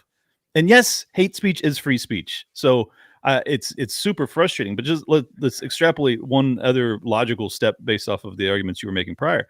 It's like, if I criticize what I perceive to be war crimes in Gaza right now, and you react to that by saying, oh, you oppose this because you hate me and my religion. Right. Well, then that's a really dangerous connection to make, because then you're basically saying that your religion is to commit war crimes, because that's the actual reason I'm opposing you. And I don't believe that to be part of your religion. So maybe you don't want to draw that connection and make everybody who sees these viral videos of, toddlers being pulled out of rubble and try and say that everybody that finds that to be reprehensible believes that you're bad because of your religion, and also you have no right to defend yourself. I have never once believed that. I believe you have an absolute right to defend yourself. You do not have a right in the process of defending yourself to commit atrocities. It's the same. I maintain the same morality for any war, any aggressor or defender, like that you cannot commit atrocities against civilians. And if you do, I'm going to call it out. And if you label me something, I'm not going to stop. It's only going to make me more driven to speak on it. And I hope more people are feeling that way. But I really hope that they stop trying to connect these dots between, oh, you oppose this war, so you oppose us and our religion and us as a people. It's just like, it's not true. I do not feel that way. I have never felt that way. And it's only increasing, the amount of people that you can label anti-Semitism, which I also don't think is good, because you don't want people to now feel comfortable being labeled that, because then it diminishes the value of like actually opposing when there's genuine anti-Semitism, just as it did with actually opposing people that were actually racist. And now you're just labeling everyone racist, so no one cares that you call them that. These are like, it diminishes the value of words, and it makes these fights much harder. Well, like you were saying too, with like saying, well, that's my religion. So you're like, so that is your religion? I believe I believe that same argument has been made in courts with abortion, to keep abortions, where most religions are against abortions. I believe there have been certain people who use their religion to be like, my religion is, your religion is abortion. Your religion protects abortion. What religion is that? Like can you like, where is that in the documents? I'm not telling you it can't be, but like, that's a revelation that I think a lot of people were unaware of, that's a part of your religion, or you interpret it as a part of your religion. But I would say, on the hate speech term, because this is so important for people to understand, and they do understand it a lot of times when it's the left, but they don't when it's the right. What is hate speech? If Clint says to me, Anomaly, you look like a girl with your long hair, I could think it's funny. I could think it's hateful. I could hate it. I could hate that joke. Right. Is it outlawed because I hate it? Some people hate the truth. Some people hate comedy. Some people hate the right opinion. Some people hate Democrats. Some people hate Republicans. Some people hate Christians and they're atheists. Some Christians hate atheists. So how are you going to outlaw hate speech? What is hate speech? So when a Republican says hate speech is not free speech, a lot of people are going to ask themselves, what do you mean? It's actually easy to find out exactly what they mean, not based off what they tell you, but based off the IHRA definition of anti-Semitism, because that's the exact definition that they're all passing into law. So you don't have to speculate what they hate, because the left hates the truth, big pharma hates criticism and basic science that doesn't go against, that goes against their pockets and their profits and their government contracts and liability shields. So when it comes to Republicans who say hate speech is not free speech, they're talking about the IHRA anti-Semitism hate speech laws, which can be found on the State Department website, which includes, there's a reason that they call you anti-Semitic when you talk about George Soros controlling or owning things or funding anything. It's because that's part of the IHRA anti-Semitism hate speech laws. And this is, I'm not going to say like I wish it on them, but I laugh hysterically every time these pro-Israel Zionist Republicans get called anti-Semitic for talking about George Soros, because they'll be like, oh, I'm not anti-Semitic. You signed it into law, dipshit. You signed it into law, scumbag.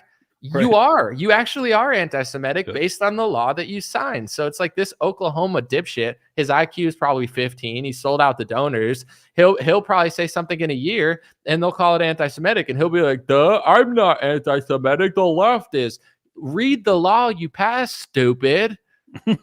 Hate speech is what you signed into law, stupid. You know what I'm saying? You're not allowed to say any group or any organization or even an individual. Even if you're saying George Soros is an individual, not a group, that owns groups and funds groups as an individual, it's still technically anti-Semitism, because it's this classic anti-Semitic trope that Jewish people are funding both sides, or this anti-Semitic trope that, Jewish billionaires are controlling other non-Jewish groups. Like there's so many categories that it falls under anti-Semitism, because even though you're pointing out a specific individual, it's against the rules, because they're broad and they're hate speech rules. So it's like, dude, the Republicans, I can't stand them. They're such fake opposition, and their people don't want to understand the dynamic of it. But this is what I'll say too before I pass it off. Sorry about the little rambling. Yeah. To like the lady in the comment, like I have dozens of live streams where I'm just showing and I'm educating, and it's real. Like the IHRA laws are real. They're being passed into law. And I explain it thoroughly of how it works. These people that can't spell right and they yell at me, I'm not dunking on them because I care. It's like, stop being so dumb. Learn, update your stupid boomer hard drive for once in 40 years. And I'm not blaming the whole generation, but it's like, you're mad at MAGA. You put an S in MAGA. What is it? Makes America great again? Makes Senegal great again? Make, stupid boomers great? And I'm not trying to dunk on all boomers, but it's like, you like, not only do you not know anything, not only are you wrong, not only are you like, duh, duh, duh, duh, like a little baby, like yelling over their parent, but it's like the information is right here in this live stream. If you shut up for 5 seconds, then you won't be so stupid. So it's like, and if you're going to be that stupid, at least just stop like annoying. Like everybody's so annoyed with you. Left wing and right wingers are annoyed with your generation. It's not you. It's not because of ageism. It's because of people like that just never shut up and learn. And then the least they could do is just not be so annoying. But then they're like jumping on your back like a monkey, being like, dun, dun, dun, dun, dun, MAGA, man. It's like, shut up. Well, I mean, my frustration with this is that like I rarely criticize Trump because he's not in power, so like I don't have much to say about him right now. But last week I was talking about how he was being credited by both Lindsey Graham and Mike Johnson and a bunch of other politicians for getting the Ukraine aid specifically over the finish line.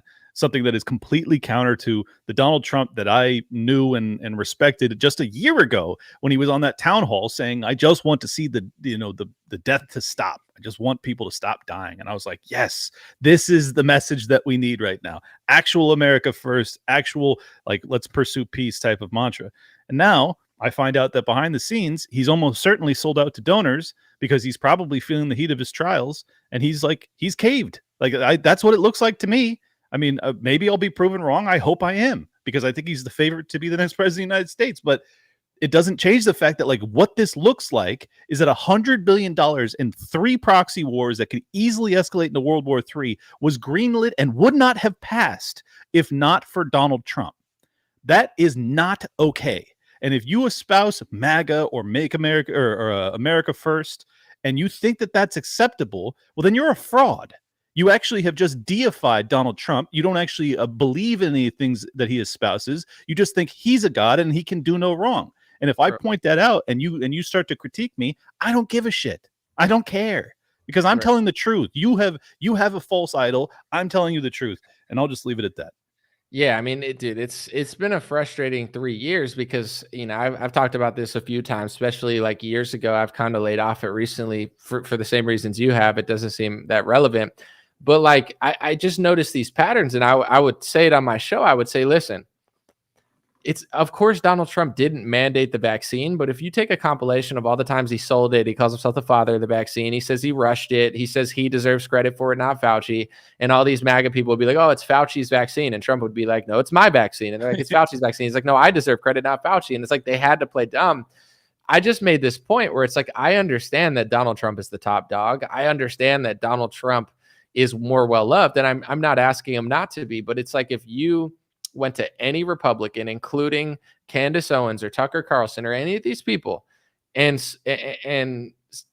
substituted what they're saying with what Trump was saying, they would lose all power. They would lose all credibility. They would be the laughing stock of the Republican Party. So it's like, what does that say about Trump, where it's like, even these Benny Johnson types, like they're going to be like, oh, Mike Johnson did this and that. And like, I saw that Michael Tracy was going at all these MAGA people like Darren Beatty and Jack Posobiec, because they were basically trying to say, Mike Johnson sucks. He sold us out. But like you said, there's enough evidence now that Donald Trump helped whip up the votes, and he helped work with Lindsey Graham and Mike Johnson to rally up the Republicans that were against it and make them for the bill. So Donald Trump is complicit. And proud of it. And he said on stage that Mike Johnson's doing the best job that anyone could do. And it's not true at all. But like, no. So that's what MAGA has become. It's become like a controlled opposition movement, because everybody in it, in order to be in it, you have to play dumb. Millions, if not, and I'm not just saying this because a lot of women over 50 are obsessed with QAnon and X22 report. They're just like addicted to the story. They think that Donald Trump is still president, or they think that Donald Trump has this secret plan. So their brains are completely scrambled. And then you get to like the DC Drano kind of level where it's not complete QAnon, but it's like Trump, and all these pages that are like rebranded war propaganda, but disguised as like, no, we're different than Fox, we're pro-Trump. And it's like half ads, half just like war nonsense about Hamas, whatever. It's like now there's this whole, it's not everybody, because people are snapping out of it, but it's not just like, oh, you like him, sure, vote for him over Biden if you think he's going to do better. But there's like almost, it's like there's a 50% chance of us winning the election if our side is our side. But if our side isn't our side, there's a 0% chance forever. And it seems to be that's what's been going on for the last 30, 40 years. And the same people who don't realize that are the same people always crying when you point it out, because they can't see through the Ronald Reagan or the George Bush or the Obama and the Romney but they think Trump's so different. But they got lied to 15 times before. But there's no possibility that Trump's exactly the same, even though he's showing all the signs of being the same. So it's like the real solution. I'm not telling people not to vote for Trump if they feel inspired to do so and they think he's better, but you're not voting your way out of this. Voting your way out of this is not possible. It's so clear. So it's going to be a combination effort of voting for who you think is best if you want to, and then standing your ground and being honest about the situation. But to me, at this point, whether he means to be or whether his supporters mean it or not, I think some do, some don't. I consider Donald Trump Bolshevik controlled opposition at this point, because he's the leader that nobody will question. So he's going to be the leader of the Republican Party because he's the one who has no accountability. Everyone would, kick out Speaker Johnson or Speaker McCarthy, but with Trump, they all make excuses and kiss his ass. So it's like, that nothing is going to change whether he wins or loses, because he's going to control the narrative and make it around himself. It's about my court cases. It's about the left. It's about the rhinos, but I'm not a rhino, but they are, while he's working with the rhinos. So it's like, it's sad, because it's like, this is the moment that everybody's waking up, but this is the moment that they're all getting sheep herded right back to the slaughter. And I mean, I think that the same dynamic has been happening for 40 years. They've been controlling both sides of politics. They've been controlling every actor and every, political leader to some extent. And then they badmouth and smear anybody that's not controlled, like a Thomas Massey, or run them out of town like a Ron Paul. So it's like, it's clear that Trump is really just in that category now, but conservatives don't want to admit it. And that makes them just as dumb as liberals, because they can't see through it. And it's unfortunate, because it's like, I don't even care who wins the next election. Like, part of me hopes it's Trump, and I want to see if he'll deport people because it's getting bad. But I think the country is going to get worse, and I think it needs to get worse before people wake up. And Trump is basically just like a fake Band-Aid that's like tricking people into like kicking the can down the road, because they can't seem to think properly while he's there. It's really sad. Well, there's a distinct possibility. It's an outside chance, but it's a real possibility that he has sold his soul, because he's facing so many hundreds of years in prison and all this prosecution, and it's just been really over the top, and it broke him. That he has basically agreed to be the next president of the United States, and he's going to get in there and he's going to do the bidding of the deep state, through and through. Like, that's a real possibility based off of what just happened with that $100 billion in foreign aid. I have to now ask that question. And if that's the case, then it really doesn't matter, because in fact, it would actually be worse if he won, because then a guy with the Republican label hanging around his neck will be responsible for the economic consequences of all of this, insane spending that we've been doing, and the potential for World War III. You could have hyperinflation and a world war that all happens under Donald Trump's watch, and the America First, Make America Great Again, or not even social conservative, but like constitutionally focused, small government oriented Republican Party is now forever known as that's what happened under his watch. Like that, right. That's a real concern of mine. And I totally agree with you that we're not going to vote our way out of this, which is why everyone should vote for me for Vice President of the United States, because I am running. All right. I'm not voting for Clint, but if you guys want, that's pretty rude, but okay.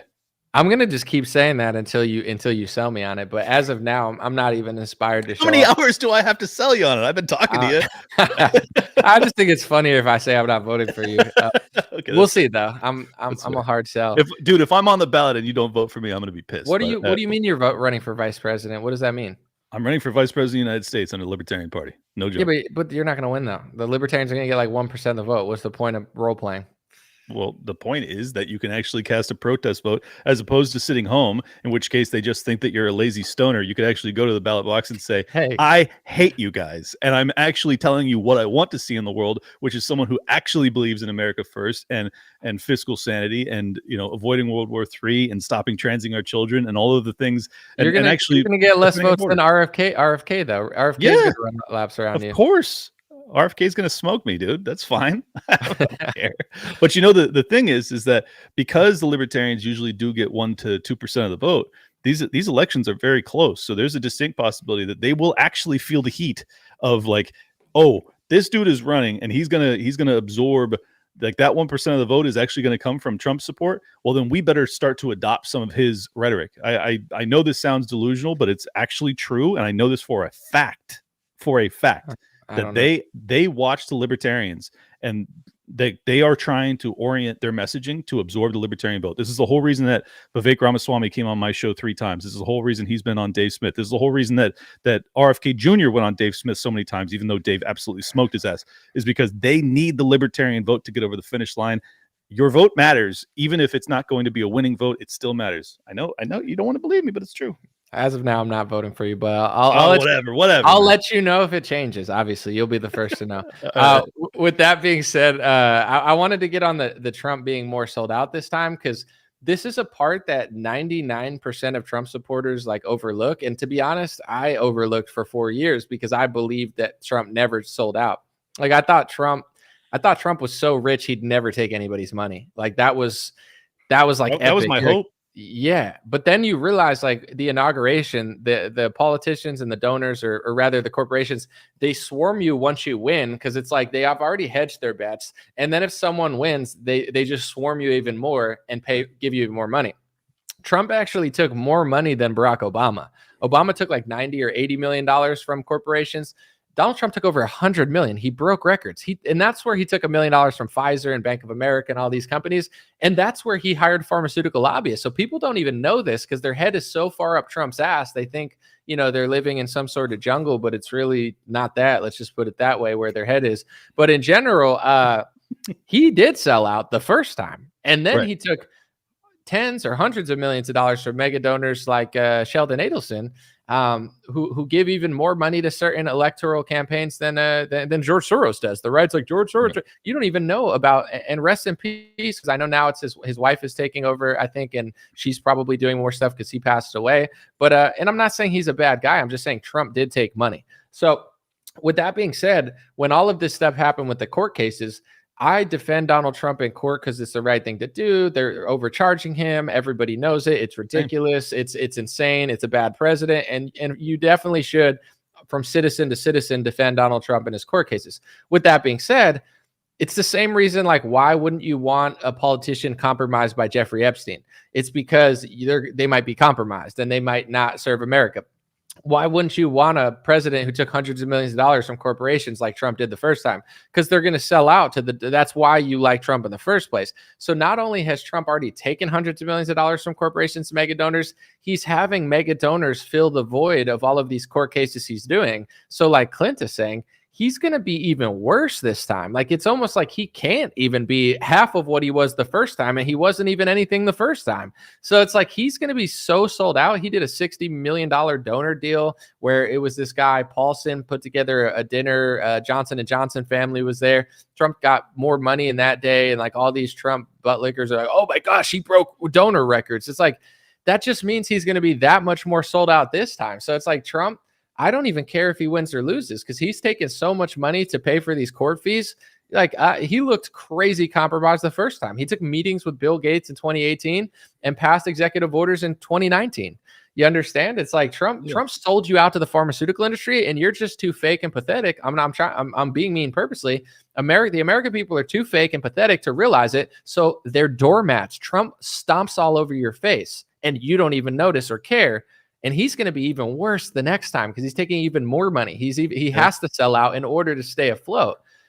This is why DeSantis is a different version, which I wouldn't be pumped on for some reasons. He's sold out too. For sure, he's sold out. But it's like this funny thing about like all these Trump cases. And when Trump won, I'm like, not only are people idol worshiping Trump, but they don't realize that like he's not the ideal candidate. Like, not only did he sell out the first time, not only did he do the pharmaceutical stuff the first time and it's completely unapologetic, but it's like now he's taking even more money. Now he doesn't even have the scrutiny. It's almost like he's a worse candidate because no one knows that he's doing it, even though he's even more sold out than others, where it's like, You know, it makes him a worse politician. The fact that he's like, I don't see it as like, oh, we got to vote for him because they're going against him in the courts. Defend him in the courts, you know, help him raise money and everything. But like, he's going to be more compromised. It's not a good idea to run him.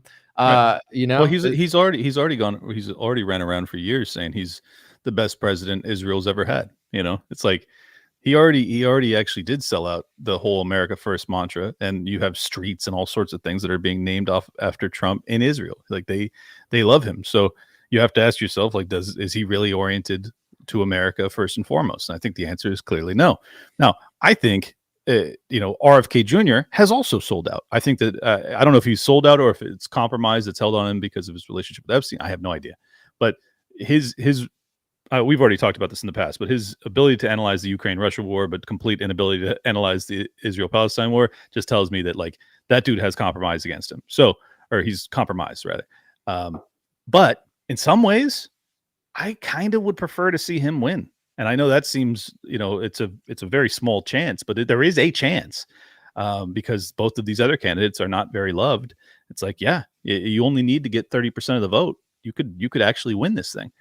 So that would be interesting, at least, even though I don't think he certainly wouldn't remedy things. And he ultimately is a gun grabber and a commie to a large extent, but he would go after Fauci and the FDA and hopefully prevent World War III. So I would like to see you as president, or vice president. It's just not going to happen. I guess this is now you endorse me and then you say you won't vote for me. Unbelievable. Well, because it's not going to work. It's the same reason I'm not voting for RFK. It's not. I don't believe it's like a real campaign. But anyway, I do want to say this is like, I think him taking, like, even if he would take a nuanced stance on Israel and Palestine, I think it would have done him a lot of service. Like, I think millions of people are going to vote for Jill Stein and Cornel West because of his stance. They're the only politicians that have a pro-Palestinian stance, where I'm not asking RFK to be pro-Palestine, but I mean, honestly, he's like more aggressive than Donald Trump is on Israel, like way more aggressive with his rhetoric, at least. So I think that really messed up his campaign. I think millions of progressive liberals saw that and were like, oh, he's a phony. Dude, I stopped paying attention to his campaign even before I saw that. I just saw the company he kept and his little apology tour. And I'm like, oh, it's going to be the same old, same old. So it's not like I hate him. It's not like I would prefer him over Trump. I just stopped taking him seriously as a leader. And that Dave Smith clip completely, dude, the funniest part is like, I love going off on this bit because he asked him about the Israel lobby. And then he said, and he like paused for 10 seconds and then says like, I'm not a politician. I wouldn't know that. So it's like, this is my little bit about that, which isn't a bit. It's just the truth. So you're not a politician, but you know everything about Big Pharma. You're not a politician, but you know everything about Ukraine. You can talk about it for 3 hours and have a more detailed history than Putin. You're not a politician, but you know everything about Monsanto and the food supply. You know everything about every topic. You're running for office, and you don't need to be a politician to know all of these things, which is why you're running to be a politician. Yet with the lobby in Washington, you just don't know, and you have no idea. It's like, he's lying, and it's like, once I saw that, I'm just laughing because it's like, dude, he's for sure nervous to talk about that. Like, and I understand why. It's just like, at this point, I'm not going to like follow you around your campaign and be like, oh, you're going to really beat them. Yeah, no, I think he lost millions of votes doing that. And I think that's any long shot he had, he's lost, because I think even in my own circle, everybody sees that. You go to RFK's Instagram, he's never unpopular about anything. Everyone loves him. But when he posts about Israel, it's like 90-10. Everybody's like, like it's not popular among his fan base. So I think he ruined any slight chance he had.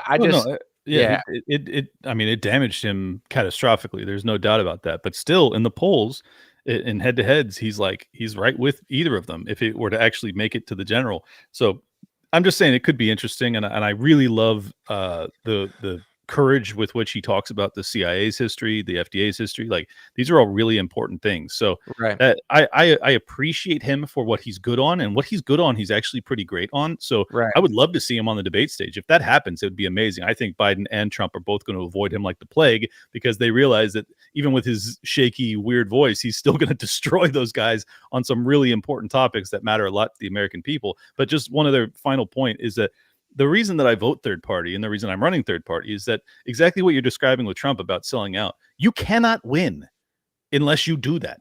Like you cannot get the finances necessary to make a legitimate run at the presidency of the United States, the largest economy in human history, the largest tax receipts in human history, over $5 trillion annually. Like that is so much largesse that the corporate world is in pursuit of, that the military industrial complex is in pursuit of. The only chance you have of an honorable person that's actually interested in delivering on what they promise is a third party vote. I grant you, I will not win. And in fact, I don't want to, because I don't want to be assassinated. But the only way you're going to get someone to get on large platforms and tell the truth, which is what really matters right now, because as you said, either way, we're pretty much screwed. Well, if you want to wake people up, you can support a third-party candidate. It doesn't even have to be me. If you like Cornel West or whoever, I just think that's actually I know you don't, but I'm just saying for your audience. Yeah, I got you. I mean, he's okay, but yeah, I mean, he's got the gift of gab, but he says a bunch of dumb stuff too, which I could end up debating him, which would be got cool fun. Hair, but yeah, he's got dope hair. He says brother a lot. I like that. I like the brother. Yeah, for sure. Yeah. Oh, my brother Bill. Oh, brother. Dude, I feel like a real family member in a speech. He says it 5 times. I'm ready to like change my passport. Real quick, I wanted to say with RFK, like on a debate stage, and this is where Trump, like all the ass kissers around him have really played him. I used to think that Trump was more honest, or at least as honest as RFK. And even with my disagreements with RFK, if you listen to him in a podcast, he's way more honest than Joe Biden.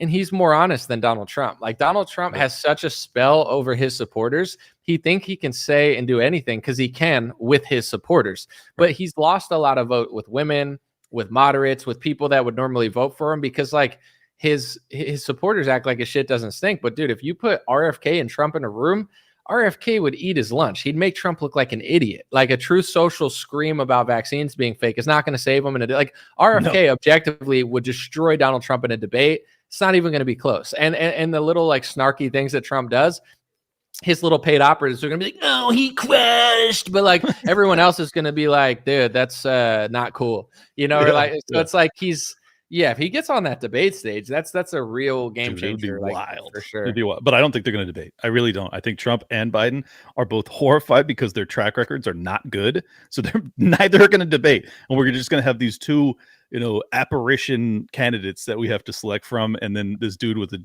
shaky voice who used to be a drug addict. And it's like, or you can vote for the Libertarians. Take your pick, dude. It's all disastrous. So whatever. I have an idea, like since you brought up his past drug addictions, is like if Trump and Biden don't show up, but somehow RFK gets on the stage, we all agree to replace Trump and Biden with Mike Lindell, and it'll be like crackhead versus heroin addict. Let's go. And he's like, the vaccines were a scam, and then Mike Lindell, I know, and my pills, but my pills and Donald Trump. I mean, Donald Trump, it's a deep state vaccine, it's a special vaccine. What are you talking about? Dude, listen, let the American people have some fun. Since our country is falling apart, either a boxing match between Trump and Biden, a full-blown fight, maybe the 14-ounce gloves that Mike Tyson and Jake Paul are using, or we need a RFK and a Mike Lindell crackhead showdown to prove that we can all rehabilitate, because God knows most of the country is addicted to pharmaceutical pills. So to see drug addicts up there is inspiring. It's totally relatable to all the people that are addicted to opiates right now, which is maybe half of the population. So this is perfect. At least. Yeah. Where can people find you? Thanks for coming. I appreciate your time. God bless you guys, except for the one lady that spelled MAGA wrong. Also, God bless you too. I'm just kidding. I'm sorry for picking on you, but I'm not sorry. I meant it. Where can people find you, Clint?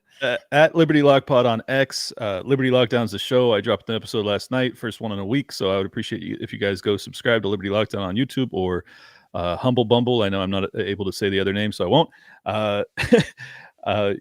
Oh, and a really big interview that I just did with Peter Boghossian. He is one of the academics who passed those fake papers through peer review that got dog parks to be labeled as like heteronormative rape culture crazy. He worked with James Lindsay. Anyways, he's a really high profile academic, and he invited me on his show. We did a 90-minute sit down, and we went really, really deep. At the end of it, despite the fact he's talked to James Lindsay and Jordan Peterson, all of these people, he said to me, and I kid you not, he said, this is the best interview I've ever done.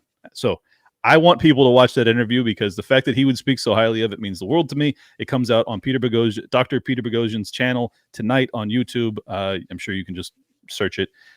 And I hope that people will watch it because I haven't been able to watch it back yet, but apparently it was good. So please check that out. And I also do the Best Political Show with Luke Radowski over on Rumble. We Are Change.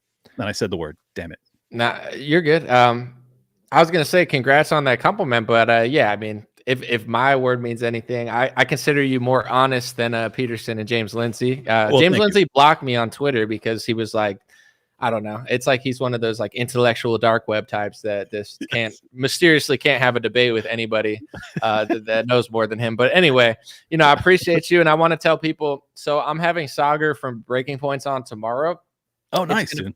Yeah, it's going to be at 11:30 Pacific time AM, and it's going to be 2:30 PST. I'm sorry, 2:30 PM Eastern time. And I'm really dumb, and I thought that I thought Sagar was coming on Monday, and I sent him the thing, and he's like, Wednesday, you mean? And I looked, and it said Wednesday, and this is embarrassing. And then, but this is also kind of not my fault. Like he probably thinks I'm weird now. I sent him an invite after we already established it was Wednesday and not Monday, but I didn't mean to. It's like my Twitter was glitching, and I thought I was sending it yesterday to the Kaufman guy, Jeremy, yeah. And I sent it to Sagar, and he's like, Wednesday? Like he probably thinks I'm like a crackhead, not like just messing up. And I'm like, dude, I swear it said Jeremy when I sent the invite, not Sagar. It's Wednesday. And I'm like, yeah, my bad. I'm not usually this bad. I could have just swore in my head that we said Monday, but it was never Monday. It was totally my fault. And hopefully Sagar doesn't think I'm a crackhead. But anyway, well, that's going to be a great conversation. I agree with him on some things and disagree on others, but I think it'll be interesting to watch. By the way, great job with the interview with Dave Smith. You guys are both my good friends at this point in this sphere, so it was great to see that overlap. Finally. Yeah, finally, dude. And last but not least, if your audience wants to support my work at Liberty Log Pod on X, if you subscribe, I'll follow you back. That's the last pitch, and I'll let you wrap. Okay. Now. And if you subscribe, not only will I not follow you back, but I'm also not going to vote for Clint. I'm just, wow. I don't know though. If I really don't want to vote, I got to see what Trump does and says. Right now, I'm not inspired, but if no one inspires me, and I'm going to go vote locally for Republicans, I'll write your name allegedly down on my possibly. You don't. Who's the president? Who's the president? You're the vice president. At the end of May, so about 3 weeks from now, the delegates will decide both the presidential and vice presidential candidate. But you're not going to have to write my name in. I will actually be on the ballot. What if the president's garbage and I'm like, Clint, it's not worth it? Well, I'll set you up with an interview with him, and you can decide for yourself, whoever it ends up being. Interesting. All right, David McDonald said, great show today. You're not crazy in a world full of idiots. Thank you so much. And yeah, we'll talk soon. Clint will be back on the show sometime. And thanks for being here today. My pleasure, man. Dreamer Podcast. Thank you, everybody, for being here. We appreciate you. Hey, what's going on, my friends? Just a few ways to stay in touch and support if you'd like to. The first way is dreamrare.com. We have blue beanies, black beanies, pink hats, other colored hats, freedom versus tyranny shirts, stay blessed long sleeve, God is great long sleeve, and lots of more cool items coming soon. Dreamrare.com. Check out the shop to support. Everything's made in the United States. Handpicked by me. Patreon.com/raretalk for $5 a month. You can help support me. Support the show. If you haven't noticed, unlike other channels, I don't work with very many sponsors, sometimes none at all. And part of the way I'm able to do that is with the dreamrare.com shop and patreon.com/raretalk. So thank you guys for keeping this show free, unimpeded, uninterrupted. I'm forever grateful. My free email list is stayintouchwithme.com. So check the links below in the description or just type in on any browser, stayintouchwithme.com, all one word. You'll find my email list, put it in there, and it's the least annoying email list you'll ever be on. I barely use it because I don't like getting emailed every day or every week. It's annoying, so I don't do it. Stayintouchwithme.com. It helps me take back some power away from big tech. Telegram, t.me/dreamrarechat or @dreamrarechat. Due to censorship, I post all my live stream and videos there. Sometimes I have some bonus content, and I try to give people a heads up when Facebook or YouTube won't. Dreamrare Chat at Telegram. My Instagram is @dreamrare. Thanks for everybody following there for shorter content. And dreamrarelinks.com, that's dreamrarelinks.com, has all my stuff. My podcast on Spotify, Apple Podcasts, my music on Spotify and Apple, my Rumble page, my BitChute and Gab page. All my links are found at dreamrarelinks.com. Thanks for watching.